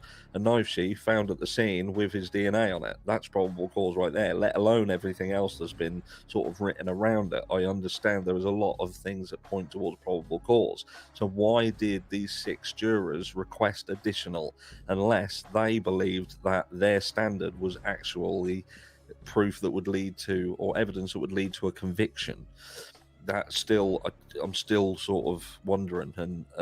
And I think the evidence that they're requesting is the photo of the vehicle, because I'm sure they just handed him the PCA and said, here you go. And I'm sure the 6 members that were on that jury that were asking for more evidence were asking, okay, here's the stock photo. Where's the real photo? Can we see the real photo? I think that's what they were asking for. Shout out Caddy. I want to say thank you. I'm going to be covering a case for a little bit here that she sent some information to, and I want to highlight this case for a little bit before we end this show this morning. Like I said, we'll be back tonight. We won't be talking true crime. We'll be doing art. So I'll be putting a notification out there here a little bit after this show. If you want to come hang out, you're more than welcome to. We'll just be chilling back to karaoke music and hanging out drawn some pictures. So more than welcome to join. All right, this case she wanted me to highlight was Ellen Ray Greenberg. Just like people think, let's see, far too much.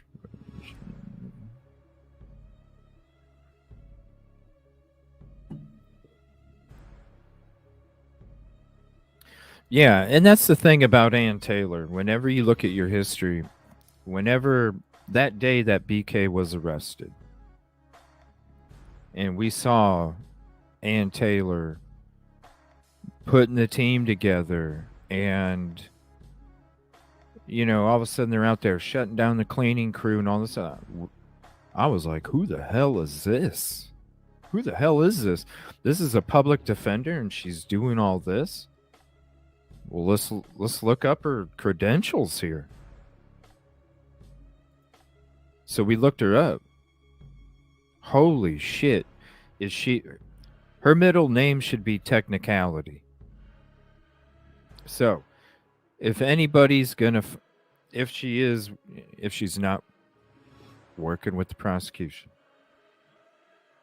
she is the type to find those discrepancies, the missing links, the technicalities. I think that's why in the very beginning she was pushing for those training records of those 3 officers. Technicalities. Because I think those 3 have very important key roles in the investigation and also when it's going to be coming to trial. I think that's why she wanted it. Ellen Greenberg was a 27-year-old woman who passed away on January 26, 2011 after sustaining 20 injuries, and it was ruled a self-unalive.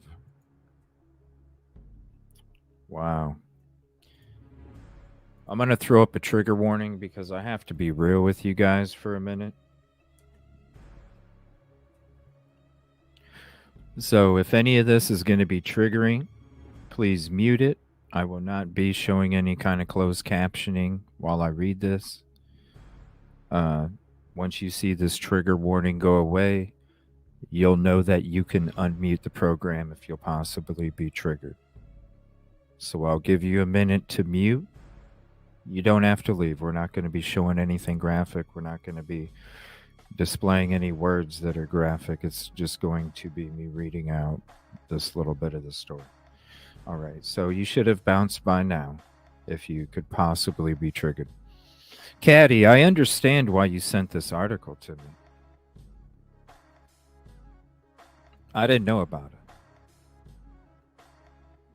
I understand why you sent it to me because from the very beginning of this case, when I said, how could somebody think that this situation was a self-unalive? When the Idaho, what's up, Commercial Zone? Thank you for hopping in. When they first came out and said the community had nothing to worry about because it was a self-unalive situation, that was my first question. That's what got me started talking true crime on this channel more than anything, was that right there. Because as soon as I heard that, I said, what? Who does that?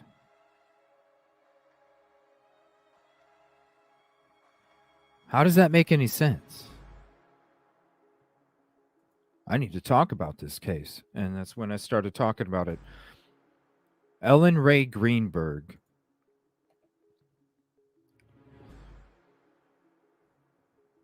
supposedly used a knife on herself 20 times, and they labeled it a self-unalive.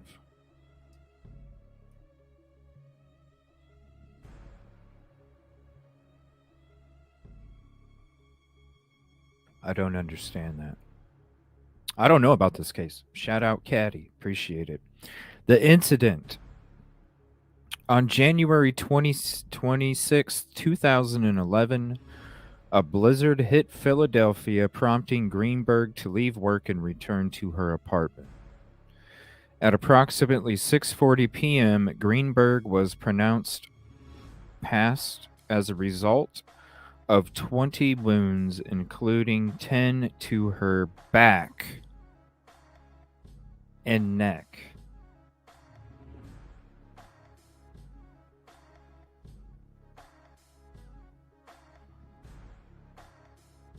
What? There were also 11 bruises in various stages of resolution on her right arm, abdomen, and right leg. The crime scene was initially treated as a self-unalive, but following the autopsy of the Philadelphia Medical Examiner's Office, it initially ruled the case as a homicide.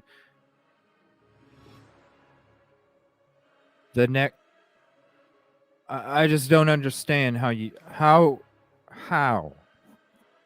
the neck in the back? How? I don't get it. The next day, the Philadelphia Police Department backtracked and stated that the passing of Ellen Greenberg has not been ruled a homicide. Homicide investigators are considering the manner of passing as suspicious.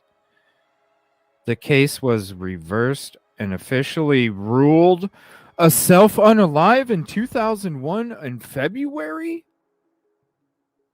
So it went from self-unalive to then suspicious.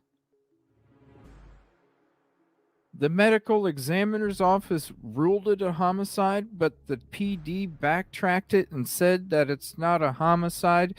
It's considered suspicious, and then they reversed it back to a self-unalive in 2011?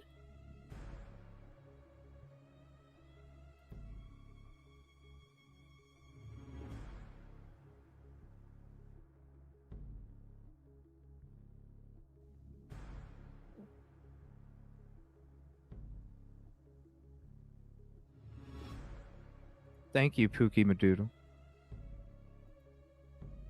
What the hell? How do you... Right, Kelly? How?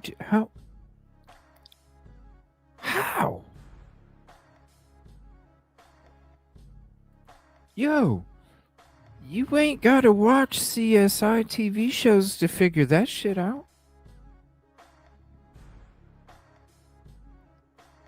What the hell? Here's a couple videos.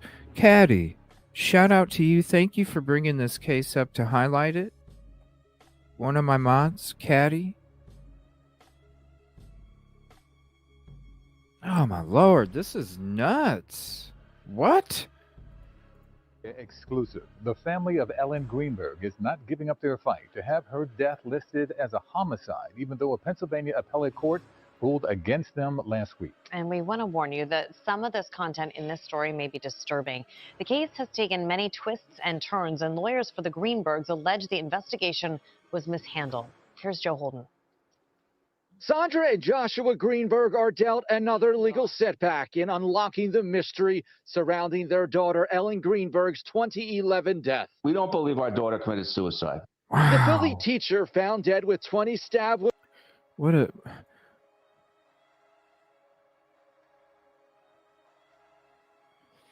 It's 2023. This is... Any updates? In 2019, Greenberg's parents filed a civil suit against the Philadelphia Medical Examiner's Office and Marlon Osborne, the pathologist who conducted the autopsy in the Philadelphia Court of Common Pleas. The suit seeks to change the manner of passing to homicide or undetermined, citing new information and the fact that Osborne admitted to changing the manner of passing at the instance of the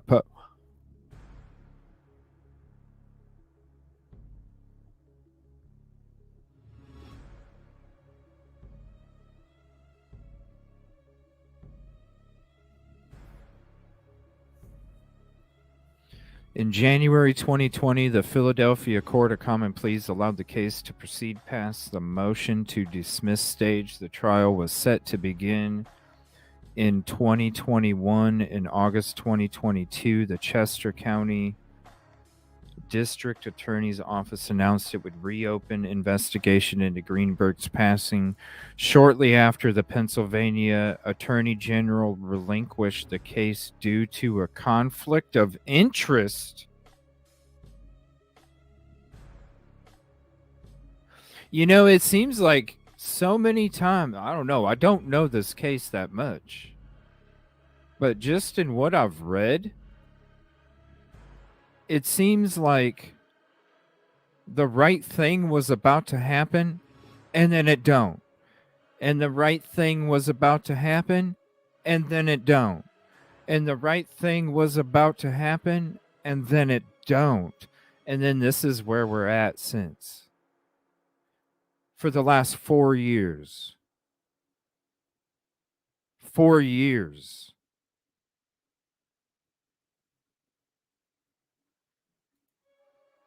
Wow. Wounds, died by suicide, according to the medical examiner. But that same medical examiner initially listed the manner of death to be homicide before changing it to suicide.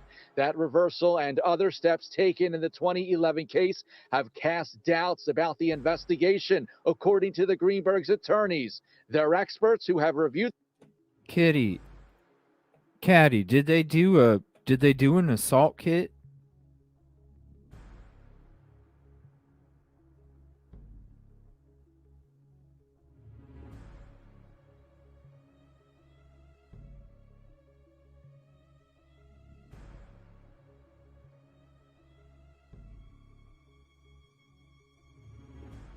Did they do an assault kit?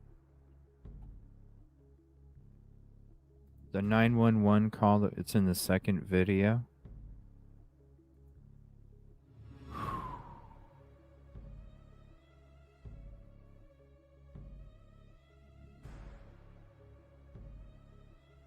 Someone was jealous. That's why I'm saying, was there an assault kit? Because they were cleaned up too.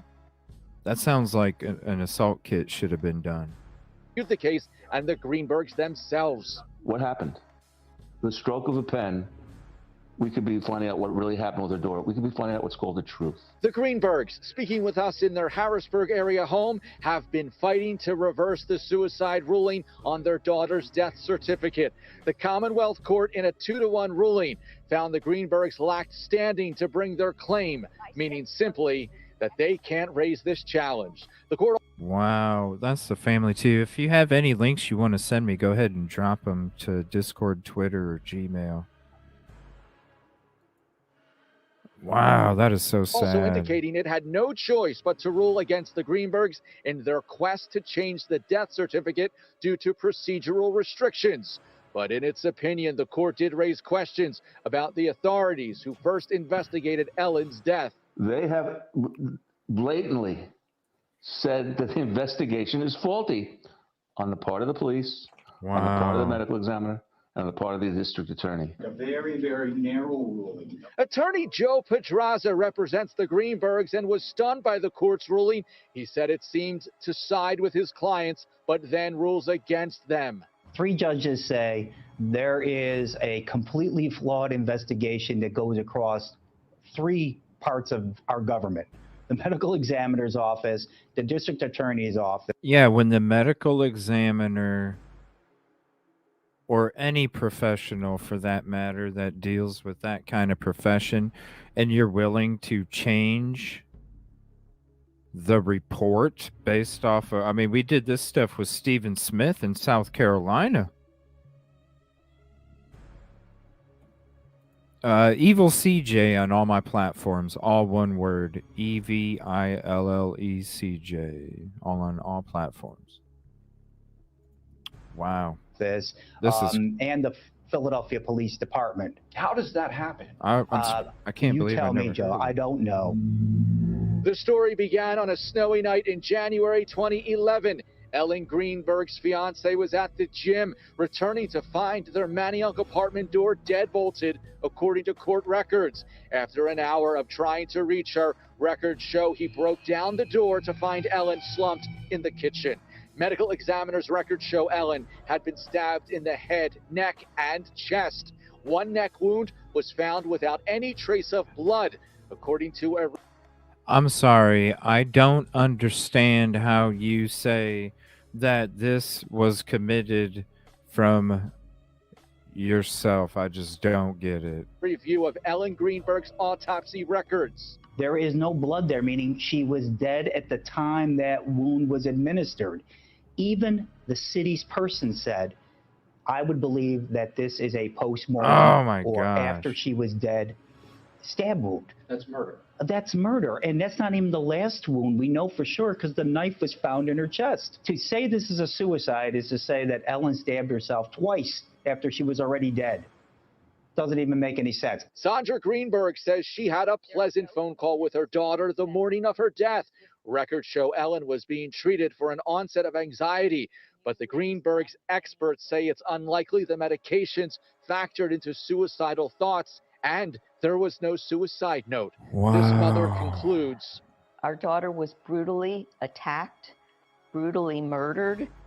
1 stab wound, 2 stab wounds, but 20? Right. That sounds more like rage. Jealousy the and Greenbergs rage. have also filed suit against the city to force the release of surveillance video from apartment hallways collected by the police, as well as for the police case file.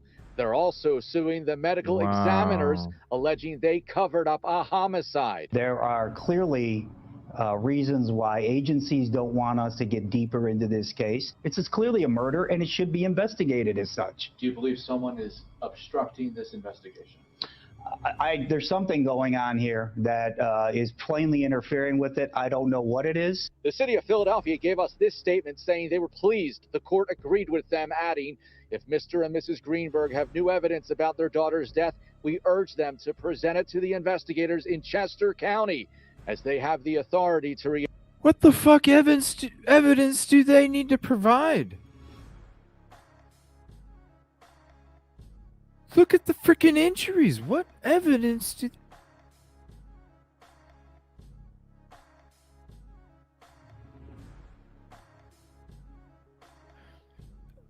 Chester County?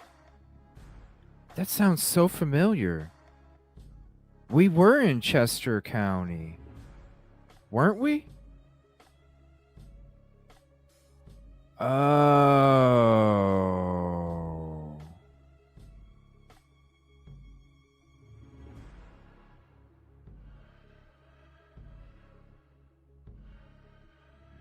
Yeah, Chester County. reopen the investigation in this case. The case is in the hands of the Chester County DA due to conflicts of interest in the Philadelphia District Attorney's Office as well as the State Attorney General's Office. The Greenbergs admit lying awake at night, trying to reconstruct their own daughter's death investigation. Meanwhile, it's hard to think about the time lost without their daughter, Ellen. I try not to dwell on that, even though there's a big hole in my heart. Even though it ruled against the Greenbergs, the Commonwealth Court went over the details of the case in depth. The court finding that with hopes one day equity may prevail for the victim and her family. In the meantime, a dissenting opinion was handed down on this, a third judge finding that that death certificate should have been reversed from suicide back to homicide. The Greenberg family does tell me they are intent on taking this matter all the way to the Pennsylvania Supreme Court. It is unclear, though, if the High Court would hear the case. I'm Joe Holden, CBS News. They probably don't want to hear it. My gosh. Twist in the case of a beloved school teacher found dead with 20 stab wounds. Her death was ruled a suicide, but the case is now being reopened after more than a decade. Did your daughter kill herself? No. In 2011, Ellen Greenberg was about to be married. Her fiance told authorities he came home from the gym to find her lying in their apartment in Philadelphia. My fiance's on the floor with blood everywhere. Please come, help, now. Sam Goldberg tells the operator he thinks she may have slipped and hit her head. Willing to do CPR with me over the phone so they can... I have to, right? Okay, to get her... I have to, right? What the fuck is that? May have slipped and hit her head. Willing to do CPR with me over the phone so they can... I have to, right?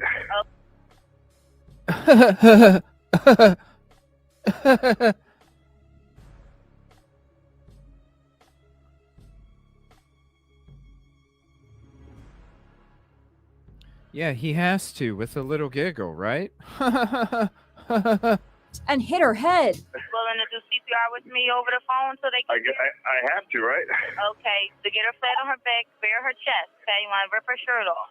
Oh my God, Allie, please. Her shirt won't come off. It's a zipper. Oh my God, He sounds pretty damn calm, too. I don't hear panic in his voice. I hear fake fucking panic. That's not panic.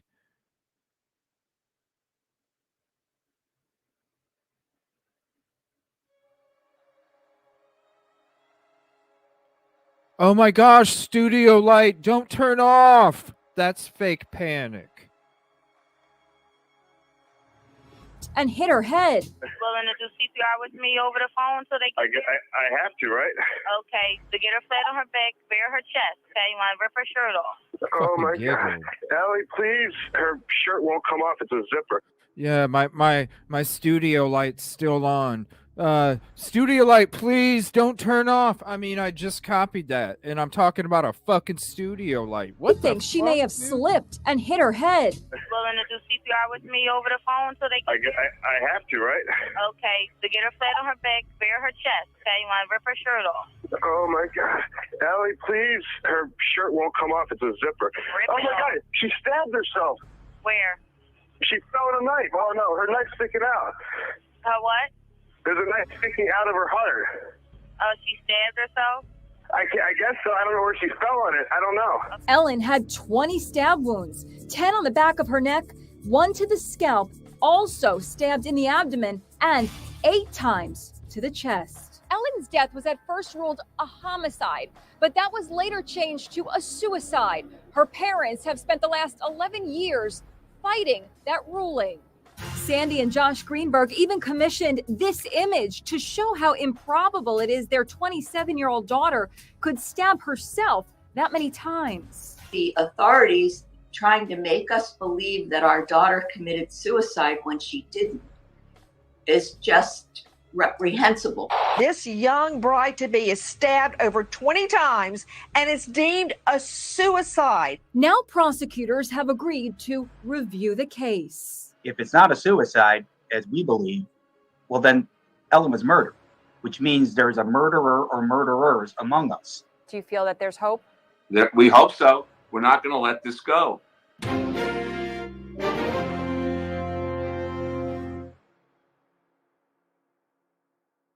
Now by Ellen's parents for this exclusive interview, Sandy and Josh Greenberg and their attorney, Joseph Pedraza.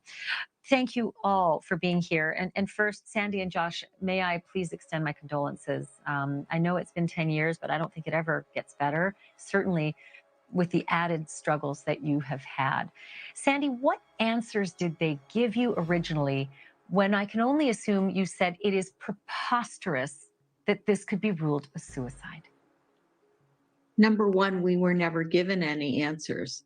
The police and the opposition never cooperated with us. We had so much trouble obtaining the facts.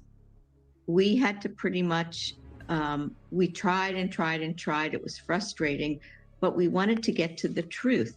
We want the truth. And I don't understand if the city of Philadelphia feels that Ellen's cause of death was a suicide, why they're holding back on all the... Okay, was the boyfriend connected to politics, LE, high society? Like, what's the fucking background here?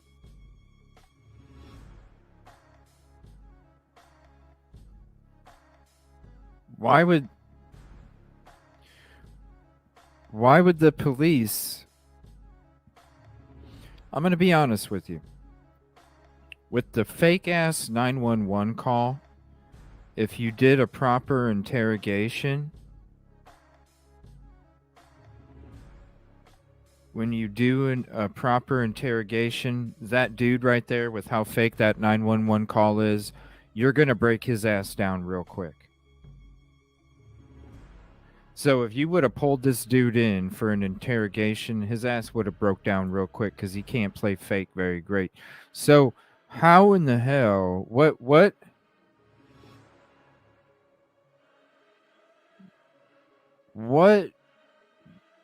reason does LE have to protect whoever committed the crime, or what other reason would there be for the LE to be influenced as such? What's that information? Anybody that's covered this case? Facts and information that they have at their fingertips that they've been withholding from Where'd us you for send 12 it and to a me? half years. Where'd you send it May to I? me? Yes, please do, Josh. Okay. The way the law is written, I People in high believe, places. in Pennsylvania, the Commonwealth, if number one, there has to be a crime for the police to hold back the records. Suicide is not a crime.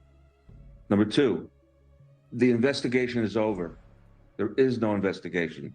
So there's nothing new that they would be keeping us from. So why are they not following the law? Why are they not doing the right thing? We don't know. Why do they not want to help us find the truth? That's what we've been after. We've been after our whole mission and position is not pointing fingers at anybody. We were asking three things. The first was to change the outcome, because that way we could have an unbiased, hopefully a new unbiased investigation led by an unbiased prosecutor or somebody. The pictures you're showing are pictures the medical examiner took. If you'll go back. Let me ask you this, if I can. I was curious about your daughter's fiance, Samuel Goldberg, especially that last comment that he made to 911. She stabbed herself. I can't imagine how he would have even come to that conclusion with all the injuries in the back of her. What kind of investigation was done regarding Samuel Goldberg, Sandy? That's a great question, Ashley. What kind of investigation was done? When we got the reports from the last opinion, 3 judges looked at the situation and they all admitted that the investigation was flawed, number one. Number two, You have to understand that these 3 judges of the Commonwealth Court, which is an upper level court, 2 of them said we had no standing and did not give us any standing to continue the investigation. Number 2, there was one judge that sided with us and said we did have standing, and they also said what was going on. The ruling, which is a very interesting ruling because it's 32 pages, and of those 32 pages, most of the writing is about why Sandy and I should have justice. In fact, I always quote to friends of mine when I talk about this unusual ruling, the last sentence in the first paragraph, where the judges who are against us, who ruled against us, said that the investigation was flawed by the police, by the medical examiner and the district attorney. Yeah. That brings me to, and if I want to jump in here, if I can, with your attorney, Joseph Pedraza. Joseph, is this a case of just colossal failure or sloppy police work? Is there some kind of a cover-up? I always have a tough time believing that different agencies would collude together. So I can only think of just terribly sloppy work. But what would be in it for anyone to cover up a killer on the loose? Well, that's a great question, Ashley. Initially, we kind of thought that, well, this is just absolutely sloppy police work. That's what our discovery brought out when we began to more closely look at what did the authorities do to determine what happened to Ellen. Thank you for watching. Go to newsnationnow.com. Damn, that sucks. Here's a link to share. Thank you, Why Be So Nosy. I'm going to have to end this show. We went a little bit longer than what I had scheduled, but doesn't mean this isn't going to be the last time that we talk about it. Definitely go check out this link, gavinfish.com. Journalist, documentarian, YouTuber.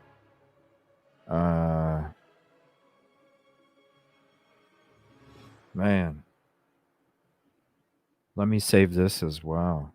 Since he's a YouTuber, maybe I'll reach out to him, see if he wants to chit chat sometime. Wow.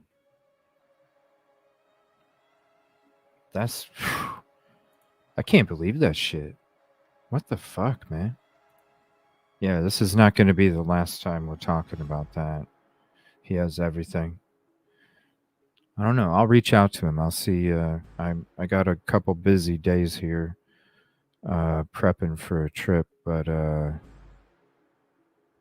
reach out to him, see if he would entertain it. Man, what the hell, man? The poor family. Jeez. And they're just like, come on, people. Wake up. And why isn't? What is the reason, you know? What is the connection? What is... That's right. For sure. Thank you so much, everybody, for hanging out today. I appreciate it. We'll be back tonight for the art show. And then I'll kind of let you know what's going on the next few days before the trip as I'm kind of getting everything ready to go. So I ain't going to be on as much coming up the next couple days, just kind of getting everything prepped for the trip.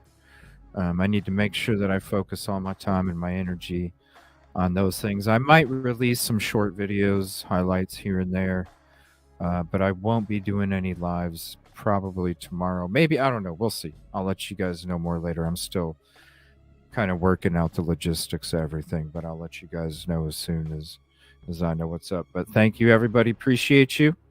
And if you want to do some art with us or just hang out and chit chat, come on over tonight for the art show. Appreciate you. See y'all later.